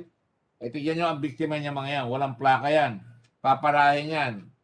Akala nila may karapatan na silang makapag-maneho ng motorsiklo, makapasok sa trabaho, makapaghanap buhay. Haharangin yan. Wala kang rehistro. Punta ka doon sa kabilang dulo at malamang pipilitan magbigay ng cash sunduan yung mga tao yan. Abala, kurakot, kotong, yan ang nangyayari. 2 taon na po yan, pinasa natin. At hanggang ngayon, wala pang operations and control centers. Karamanduman pong kasalanan yan. Napakarami ng pinatay. Sabi ko nga, completely unacceptable. Protecting the lives of the people is paramount. Kung hindi natin gagalawin, kasama tayo na may kasalanan sa namamatay. Ayoko sabihin, nagpasa kayo ng batas, tapos walang visa yung batas ninyo. Walang kwenta yung ginagawa ninyo. Sa kabila ng pangako ni Edgar Galvante na ang command center is going to be set up and running, hanggang ngayon tumawag kayo sa 88LTO or 888586, wala pa rin. Puro repetitive reply to the calls. The number you dialed cannot be completed. Please check the number and dial again. And he wants us to trust the LTO? How can anyone trust them? Katatawag ko lang po ngayon. Walang sagot. Yan po ang nangyayari sa atin. Third, yung mga plaka po and the command center could have assisted the PNP greatly in solving crimes. Andiyan si General Bato, Senador Bato na, and could have deterred the commission of other crimes. Alam ko, susuportahan niya ito. The implementation of the law allows our people to be part of the process of change, to help themselves and help their fellow man. With the proper implementation, itong batas na ito, riding in tandem, perpetrators can be easily apprehended since the number plates will be easily read, monitored, and reported. Law enforcers will be able to trace the owner of the motorcycle used in the crime. Kahit na gamitin niya yung kabilang region, makikita siya sa kulay. Sasabihin ng iba, hindi naman gagamit ng numero ng kanyang sariling plate number. Siyempre, magnanakaw ng plaka yan. Kahit paano, meron kang matitrace. At kung nawala ang plaka ng tao, kailangan i-report niya, kundi he will be treated as an abettor of the crime. Accessory siya. Kung lalo kung nakamatay, may penalty po yan. Kaya mapipilitan mag-report ang mamayan kung nawala ang kanyang motorsiklo, ang kanyang plaka. Nasa batas po yan. Kaya, mas madaling matitrace ang mga kapulisan ang perpetrators ng motorcycle crimes. Kasalanan ng LTO na hindi nila naproteksyonan ang publiko and they committed injustice by dragging their feet in effecting the provisions of RA 11235. LTO should have long had a long forward-looking citizen-centric approach with integration of its offset efforts with technologies like mobile application or an app. Pero hanggang ngayon, sabi ko nga, wala pa. Tatandaan po ninyo, nung ako'y mayor, ginawa ko po yung rationalization of the transportation sector that I personally did in Olongapo way back in 1983. Color-coded yung jeep, may body number, mayroong record, wala pa kang computer ng araw, pero may libro, bawat kulay, pag kinuha ng krimen, madaling makita, may litrato yung driver, operator, may address. Wala akong crime na naganap sa mga tricycle at mga jeepney operations doon. Nawala rin yung color room. Dapat meron tayong built-in safety features such as large, easily readable doon sa Olongapo body numbers. Ayan po, paano sila makakalusot. Protection ng tao nilagay natin na yung uniforme ng driver ay may pangalan sa likod. At yan, nakalagay pa nga ang paghikayat sa tao na mag-aim high, bawal ang tamad. At lahat po yan ay may record doon sa City Hall. Hanggang ngayon ginagawa yan. Pang-apat, yung unconscionable and inordinate delay in the implementation of RA 11235, binigyan sila ng until December 31, 2019 to produce, release, and issue the readable number plates required by RA 11235, almost 2 years to the day. But LTO started production of motorcycle license plates only on 29 July 2020. 7 months after LTO was mandated by law to produce the correct number plates. The first batch of plates was distributed only on 27 August 2020. LTO thus needs to produce 18 million permanent motorcycle plates more by June 2022. This is absolute misfeasance for which the LTO, under the leadership or lack of it, of Assistant Secretary Edgar Galvante should be taken to account. Isa pa, hindi ho nila in-issue yung implementing rules and regulations kahit na nasa labas yan within 90 days from effectivity of this act, which means 29 March 2019, dapat meron na. Nagtagal po yan ng 1 taon bago na-release yung IRR. So, lahat ng facet ng pag-implement ng law, natagalan. It reveals the apathy, walang pakialam, lack of a sense of urgency and insensitivity to the continuing unabated murder and other crimes in our streets and by no less than people or entrusted to protect the people. Sobra na, itigil na natin yan. Pag walang rehistro ang motorcycle, hinaharang yan sa checkpoint. Nasabi ko na po yan. Abala at graft and corruption na mangyayari. Ito ang masakit. Fifth, in-expose po natin yung existence of regulatory capture. Isang nakatagal po dyan ay pinagbigyan nila, parang formally, ang isang supplier na ang pangalan ay Trojan Tonjes, not Trojan Horse nga sila. Lahat ng annual bidding since 2017 to 2020, diyan binibigay. Inimbestiga po namin yan, bakit sa kanila bibigay? Clearly malfeasance yan. Alam po ba niyo kung bakit? Sila lang ang nagbigay ng technology at kung ibibigay sa iba, lalong madidelay dahil kung ang nakalagay doon, kailangan gamitin yung technology ng Trojan Tonjes o kung hindi, kailangan nyo mananalo sa bidding maglalagay. Pinababayaan nila na kay Trojan Tonjes, kahit may nanalo pang iba, ay sasabihin nila, ang may proprietary ownership dyan ay si Trojan Tonjes. Bakit bibigay ng LTO yan? Gobyerno yan eh. Dapat sa gobyerno ang may-ari ng proprietary right na yan. Abay, binigay nila sa private, kaya ang mangyayari, hindi makapasok ng iba. So, talagang laughing all the way to the bank, itong Trojan Tonjes. Talagang prejudicial lahat sa consumers ang ginagawa sa public. Unscrupulous dealers are encouraged, almost incentivized, not to maintain proper itemized records. Bilo nyo, gumawa pa sila ng tinatawag nilang binibigay na ang pagpaparehistro ng motorsiklo ay ibibigay nila sa ilang mga dealer na paborito para sa ganon, mga abogado tayo, sila Attorney Tolentino, Senator Tolentino, Senator Drilon, ayan ang mga abogado dyan sa atin, sila Senator Pangilinan, ano nangyayari? Hindi nila bibigyan ng rehistro, bibigyan lang nila dito sale para marirepossess nila without the proper procedure in court called replevin. So talagang hihilahin na lang yung motor, walang kalaban-laban, yung motorsiklo, di makapunta sa husgado, nagbayad na siya ng installment, nangarap siya magkaroon siya ng gamit, pag hindi nabayaran, hihilahin na lang. Ano kaya ang nakuha ang mga motorsiklo nito ng pandemic? So mga kasama, ano nangyayari? Nagpapasasa ang ilang mga dealers na pinagsasamantalan dahil pinagbigyan sila ng LTO ng talagang prangkisa na sila na nagpa-function as LTO. Undue delegation of authority. Dapat na nagbibigay ng rehistro ang LTO. Yun ang nangyari sa atin dyan. So, naghihirap ang mga tao, papatayan sila, yung pinag-ipunan nila, ng mga installment, mapupurnada pa, at walang protection binibigay ang tao natin dyan sa mga yan. Maraming fatalities, maraming naghirap, maraming yumaman, yung mga tonjes, ilang mga nasa karsada ng mga unscrupulous policemen, hindi naman lahat, o yung mga LTO, haharangin, may pangmerienda na agad. Sa bandang huli po, we cannot tolerate a system na ginawa ng batas natin dito, pinaghirapan natin. Ako mismo talagang tumulo ang pawis ko dyan.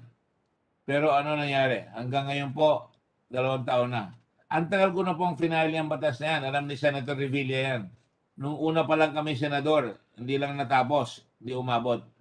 Nakaraan, Congress, napasa ko na ito, pero hanggang ngayon, about 3 years ago, napasa na ito, hanggang ngayon, wala pa rin. Patay pa rin ang patay. So my friends, more will come in another subsequent report. I'd like to thank all the other folks who has already signified their intention. So ano way forward natin dito sa batas na ito? I've exhibited to you a graphic picture of harm caused to our populace by the inaction of the executive. Your Blue Ribbon Committee has taken action by rigorously exercising duties and functions. Hindi po madali yan. Do you think masarap sa akin na para kang siga na sasabihin mo, malfeasance ka, may pamilya naman si Secretary Galvante, ayoko rin naman masasaktan yan. Pero I have to do my job. It's a very difficult job. Anong gagawin natin ngayon? So, anong way forward po? We have worked hard to hold accountable, therefore, people holding power, no matter how high they are in our government hierarchy. And before we can even think of passing new laws to address the myriad of problems our society faces, I submit that what we should prioritize is an honest-to-goodness review of laws. Hindi lang ito. Katulad ng election law, yung mga tatakbo ulit, baguhin na natin yan.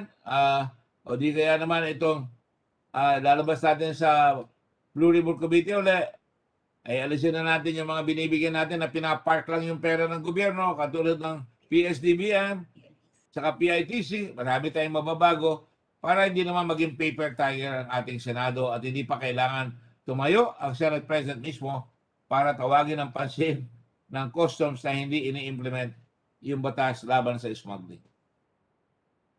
Performance of our duty of oversight is not an easy task. Oftentimes, we're even vilified. No less, and I forgive him by the Chief Executive. Okay lang ho sa akin. Tumura pa ako. Okay lang ho yan. Dati naman kami magkaibigan. Yun na lang tatandaan ko. Yung pinagsamahan namin, hindi na yung umasim na pinagsamahan. My physical safety, my life has been threatened also by powerful men. We've been harassed and besieged by trolls. But in all of this, I am certain that I am not alone. The Senate must, as always, be brave to protect our prerogative, independence, in the pursuit of protecting the people.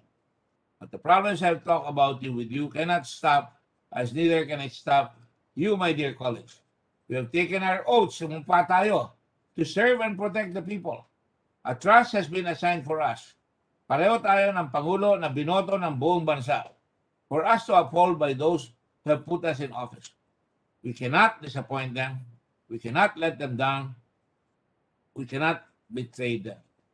All of us die when somebody else dies because we just watch helplessly when we cannot even implement or force the enforcement of law. On that note, I ask for I thank you for all your patience. It's rather another elongated speech. That's part of my passion. I've waited so many years. It is my hope na sana may mangyari, and that is why the committee report has already stated that masacharge sa malfeasance, misfeasance, nonfeasance, yung ASEC Galvante at yung kanyang assistant doon sa LTO na nangangalang Executive Director Romeo Vera Cruz. I'm not happy doing that. I just ask the Senate, paglabas ito, hopefully the Secretary of Justice will act. Hopefully the Ombudsman will act. Tayo, nagko-contempt tayo pag binabastos tayo. At hindi dahil to punish them, but to uphold the integrity and independence of the Senate. Doon sa Amerika, gumagalaw ang Attorney General pag kino-contempt ng Kongreso. Kapakailan lang yan. At lately, the 9-man committee in Congress has already acted on somebody who has refused to appear before the committee or refused to answer people that they call.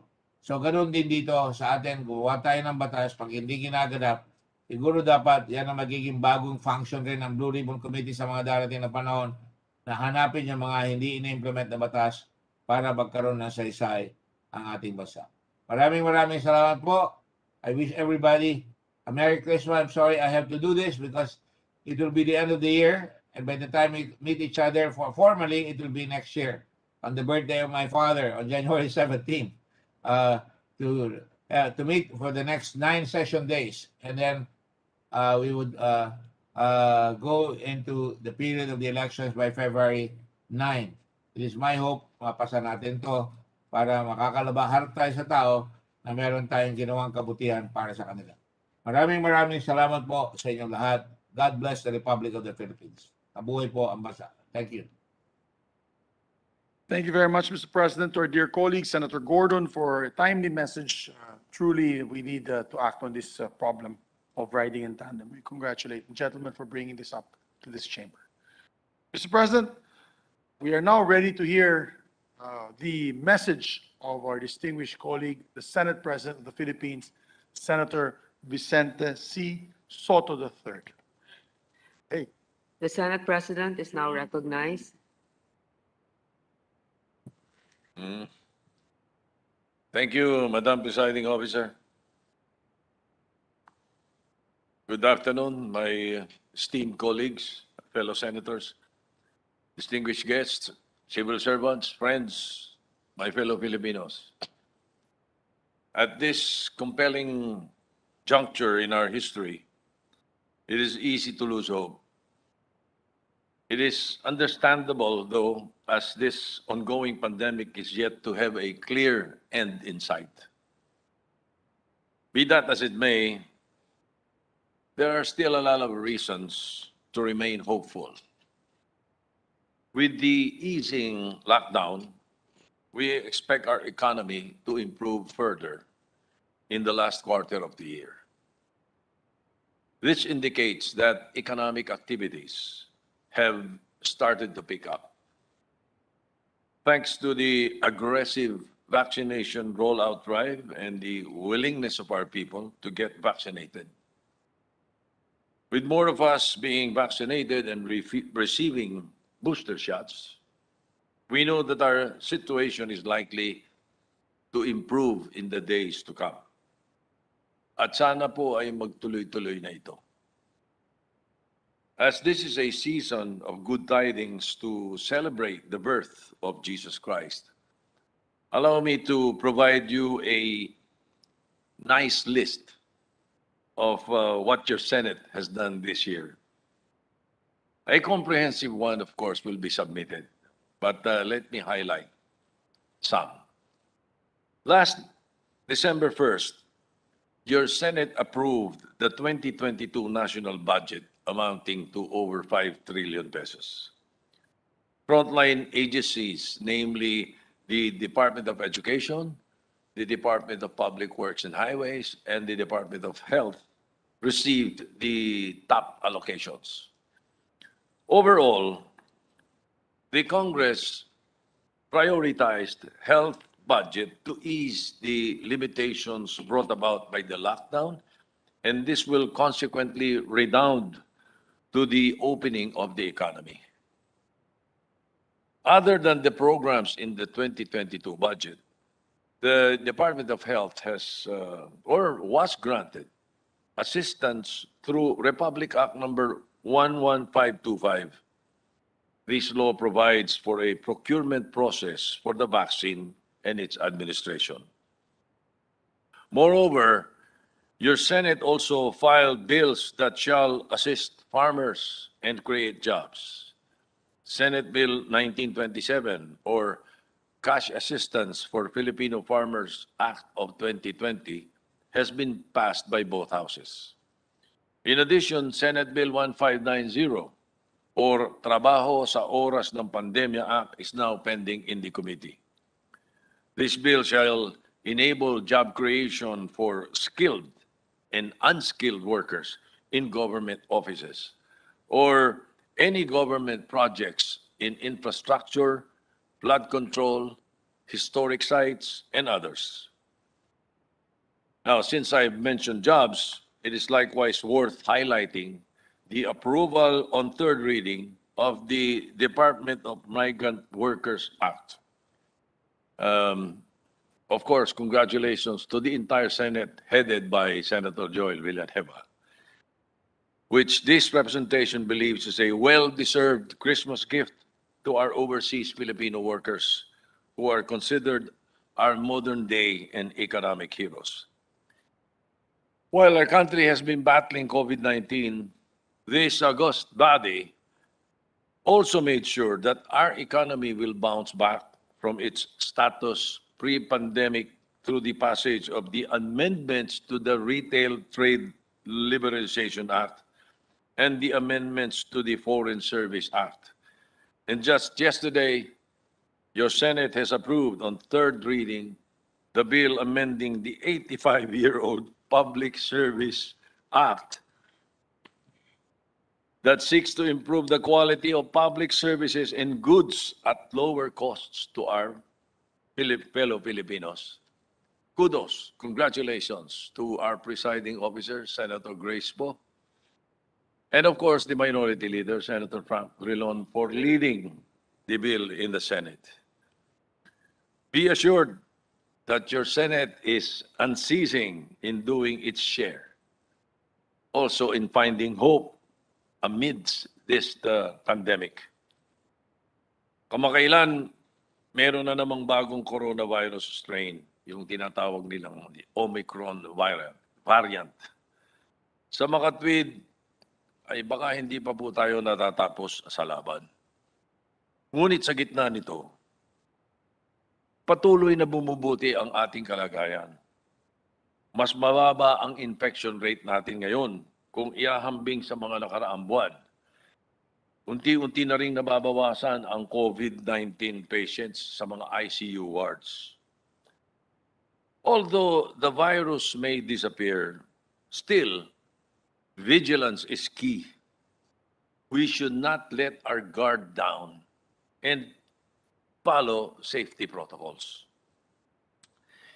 We Filipinos are survivors, and we are pliant as the bamboo, resilient and persevering. No coronavirus will dampen the Christmas spirit in us. So, or thus, on a happy note, may the holidays be an opportunity to renew our strength and spirituality as we welcome another year.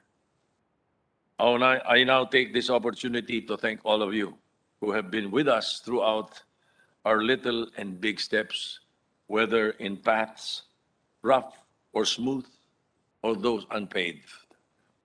Whether you are in the hybrid virtual or physically present, thank you to all. Salamat sa inyo mga kapwa ko senador na hindi matatawaran ang kasipagan. Lalo yung mga nag-iintay kahit nagugutom na ay nag-iintay pa dito. Yung mga nasa likod ko sa kasalukuyan. Ay, anong bonus? At puspos na sigasig sa paglilingkod sa sambayanan. Maraming salamat sa Senate Secretariat na nakikipagmorningan sa trabaho natin sa anumang panahon. Sa inyong walang sawang pag-aalay ng talino at galing para sa inang bayan. By the way, I think I failed to mention that the House of Representatives also approved already on third and final reading their counterpart bill authored by this representation in the Senate, creating a separate detention facility for high-level drug offenders. Kaya also to the House of Representatives, maraming salamat sa inyo, headed by Speaker Velasco and Majority Leader Martin Romualdez. Gayon din sa mga staff ng Senate proper. Salamat sa Senate Press at sa ating mga kababayan. Ano man ang pananampalataya, nasaan man sa buong mundo. Salamat sa pakikinig at tiwala sa Senado. The pandemic may still seem far from over, but given the season, let us grant ourselves time to celebrate the birth of Jesus Christ. After all, it is the most wonderful time of the year. As described in one of Jose Rizal's letters to Blumentritt, and I quote, "This is the feast that I like to celebrate best. It reminds me of the many happy days, not only of my childhood, but also of history. A grand genius had been born who preached truth and love, who suffered because of his mission. But on account of his sufferings, the world has become better, if not saved. Merry Christmas." He continues to say, "Let us celebrate the anniversary of the birth of a divine man." End of quote. The birth of my Lord and our Savior, Jesus Christ. On behalf of the Senate, I am humbled to deliver before you my last Christmas message as Senate President. I wish that love and compassion be the guiding force for Filipinos of all faiths in this season of hope and joy. Merry Christmas to all people under God's inclusive sky. Happy birthday to our dear Lord and Savior, Jesus Christ. Mabuhay tayo. Mabuhay ang Pilipinas. Hi. Maraming salamat. I would like to say that it is an honor to preside for the last Christmas message of our Senate President, who has shown an inspiring leadership in the Senate. He is a uniting Senate President, and he has always defended the institution of the Senate so that our bills will be laws that is reflective of what the country needs. especially at this time. It is a privilege to work with somebody like Senate President Soto. He will be missed here in the Senate, but hopefully there will be greater things for him and greater things for this country. Maraming salamat po from the bottom of our heart, Senator Soto.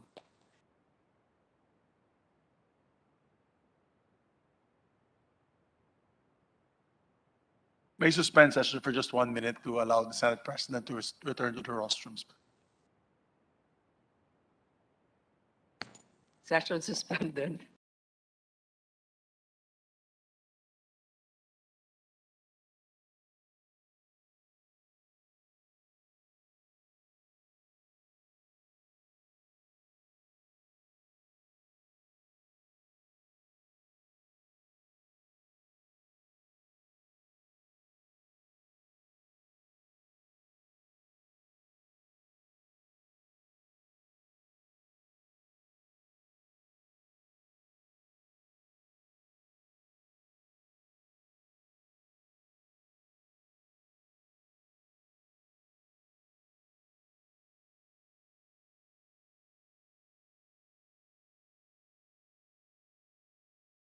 Very much, Mr. President. Majority Leader. Mr. President, allow me to also express my gratitude to you. You have been a great mentor to me. I've been your majority floor leader for over 4 years now, po, Mr. President. I've learned a lot, and truly your leadership is inspirational. You're a consensus builder, but when you have to put your foot down, Mr. President, lahat po kami nakikinig po sa inyo. But what I love about you, Mr. President, is that you exert your effort to listen to all sides and to give them a chance to be able to explain their position on certain issues. And then at the end, we decide as a collegial body. But when we have to decide, as I mentioned earlier, you really show your leadership, Mr. President. And it's truly an honor and joy to have worked with you. I've been a majority floor leader also for Senator Enrile, the former Senate President. He was also a class of his own. And I've had this opportunity in 2007 to be able to serve under great senators such as yourself, Senator Drilon, Senator Miriam Defensor Santiago, Senator Enrile, as I mentioned earlier, Senator Joker Arroyo, Senator Ed Angara, of course, how can I forget my mentor, Senator Ed Angara, and so many other greats. This chamber, Mr. President, will lose a bit of its luster when gentlemen like yourselves, Senator Drilon and Senator Soto, Senator Recto will be retiring from this chamber in the next year, Mr. President. It saddens me to see you go, but I know, as Senator Grace Poe will say, many other great opportunities are in store for all of you. And we continue to pray and seek the Lord's blessings for your lives, Mr. President. And I would like also to put there my ninong, Senator Gordon, who is also a mentor to me, and all the great leaders. There's so many, lahat na po, baka makalimutan ko po. When I say great in terms of years of service, so yung mga bata hindi ko na minention dahil mga bata pa po tayo at makakabalik po tayo dito. But with that, Mr. President. Yes. May I just also place on record? Well, I was able to hold back my tears after listening to you. I'm humbled by the words that you have mentioned, but it is easier to be a Senate President when you have a workhorse majority leader like you, Senator Thanks, sir. Grace. Thank you, sir. Congratulations Maraming and keep up the good work. And we hope to see you in my place in the future. God willing, Mr. President. God willing. It's just an honor to work under you, Mr. President. Really, as your major, and you are my commander in chief. So with that, Thank you, Mr. President, we just have a few housekeeping. May we recognize Senator Gordon, Mr. President. Senator Richard Gordon is recognized. Thank you very much, Mr. President. And I'd like just to say a few words, if I may. Every day these days, I always tell people who ask me, what are my concerns? And my concerns are, I said, you would have to elect certainly on the basis of character, on results, on integrity, capability, not necessarily in that order. And I'd like to tell everyone here that I say we're going to miss the Senate President. Years of experience. We're certainly going to miss Frank Drilon. And I've said that even on television. We're going to miss uh, Senator Lacson, Senator Recto. We're going to miss him. And also all the others who may be running for higher office, and hopefully they will all win, because they would certainly be able to effect the changes that are necessary. And I say that simply because I mean it. We have had a great bunch of leaders with vision, hard work. Tito Soto has been an not an underachiever, an overachiever. And he leads by example. He leads by his warmth, not by simple compromises, but certainly direction. Something that in a Senate like this, where compromises are, we learn to live with it, because we cannot get everything in the Senate in our days. But he has been able to steer this Senate into a united Senate, Mr. President.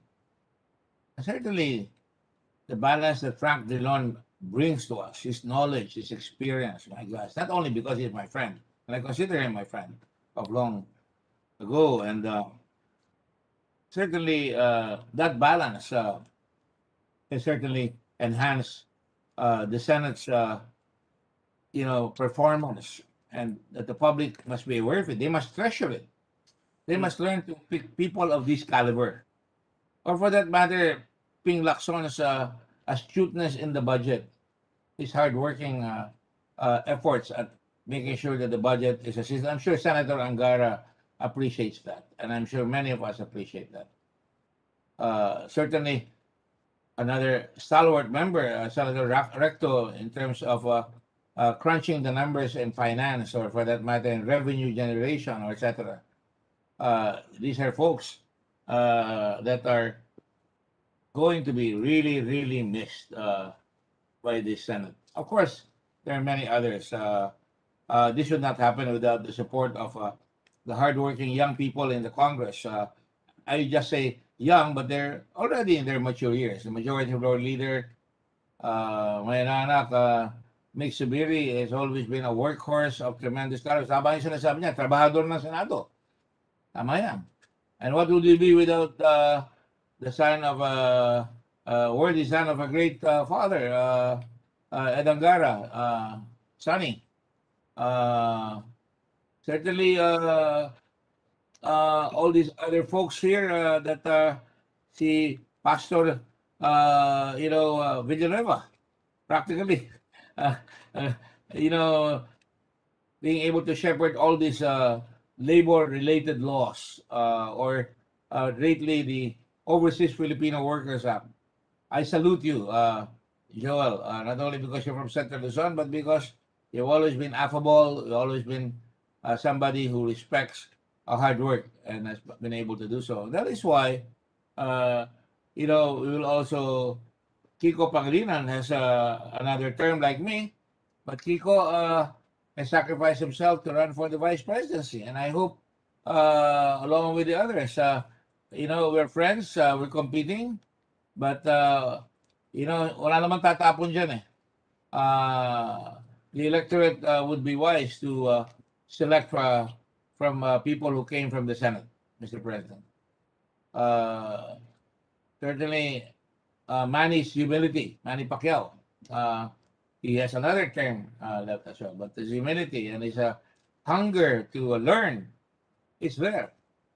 All of us here in the Senate, Risa Ontiveros, Amy Marcos, they're the new breed of leaders who always look and crunch numbers and try to find out and acquit themselves by their own capability, by their own hard work, Mr. President.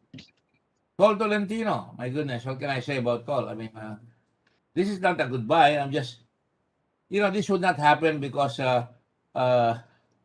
it happens because we have leaders. Sinasabi ko nga pag nagsama ang leader at ang mga pinamumunuan niya na maayos, lalabas talaga ang mga galing. Si Coco Pimentel, former Senate President. And yet, he's been pader natin sa foreign affairs. Always coming out with tremendous insights in foreign policy. I don't want to miss anybody. Our connection sa police, si Bato de la Rosa, many a time and oft come out with practical suggestions.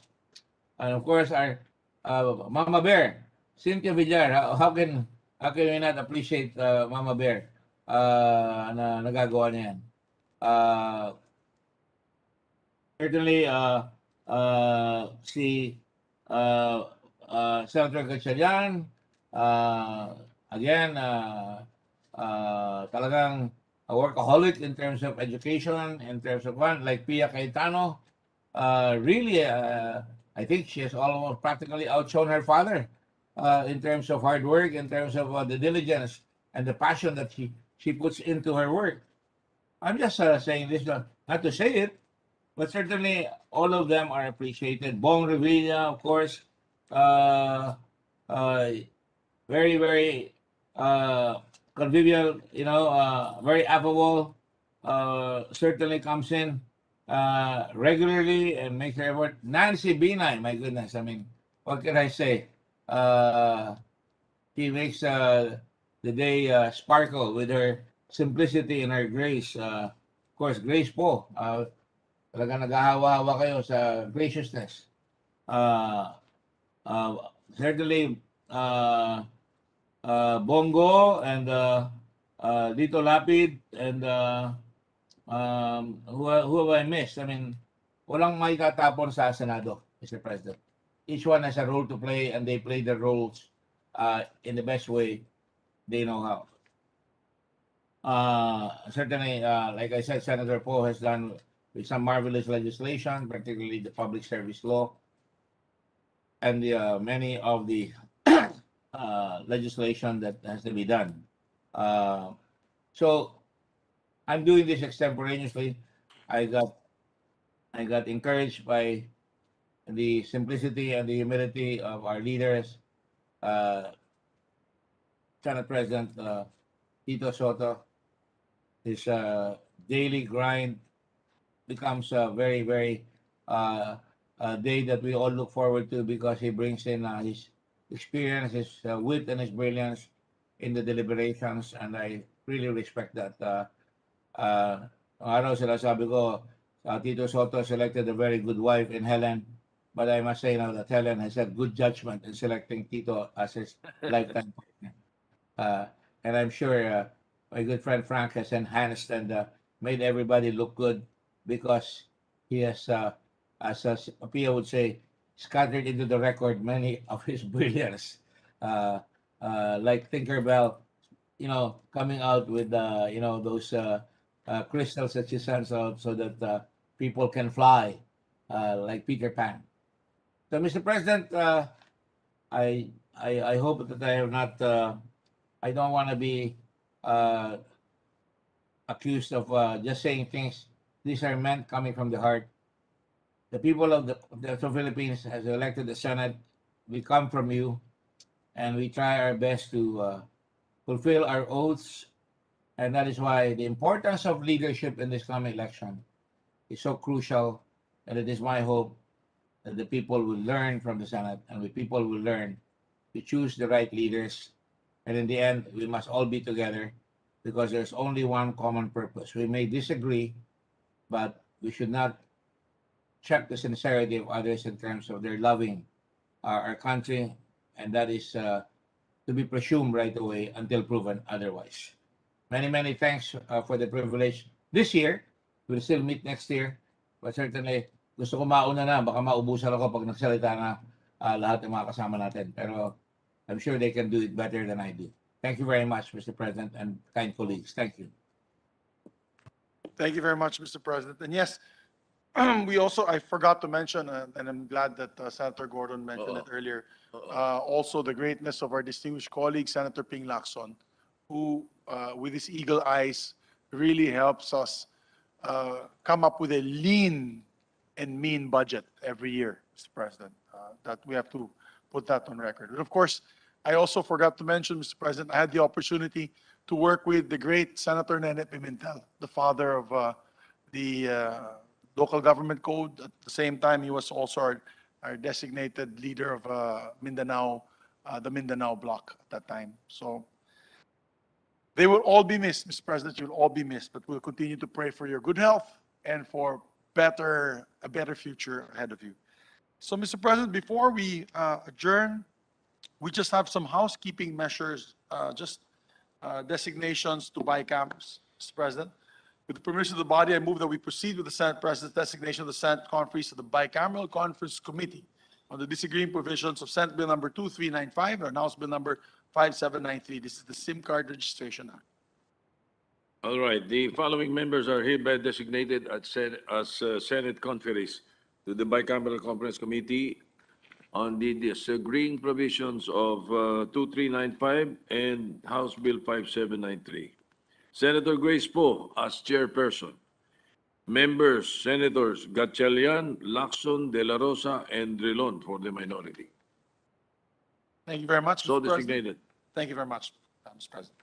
Mr. President, with the permission of the body, I move to proceed with the Senate President's designation of Senate Conference to the Bicameral Conference Committee on the disagreeing provisions of Senate Bill number 1055 and House Bill number 10355. This is your baby, Mr. President.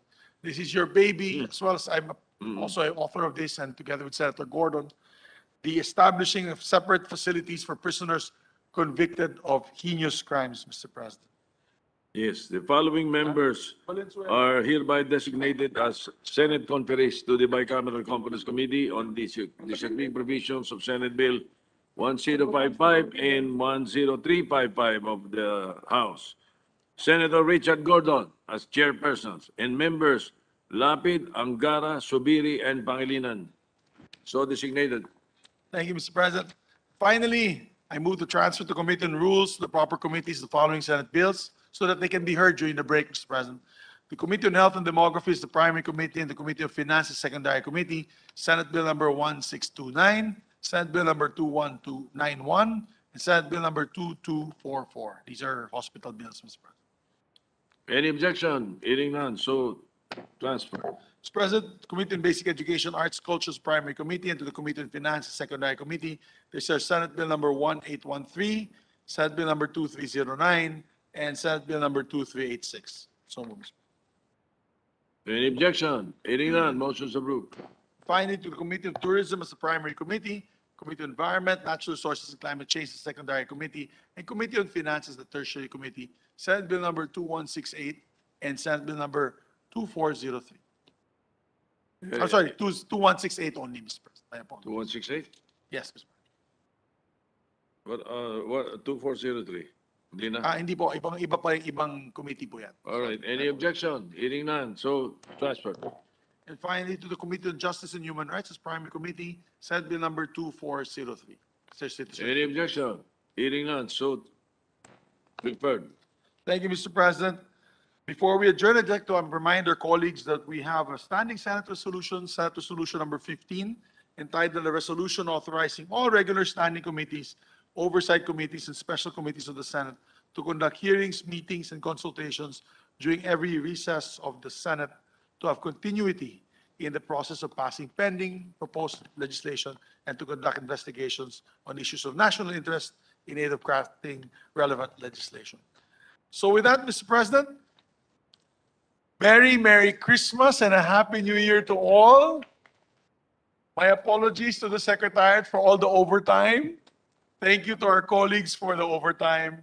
And I move that we adjourn session until 3 o'clock in the afternoon, Monday, January 17, 2022. See you next year, po. Merry Christmas, everyone. Merry Christmas, guys.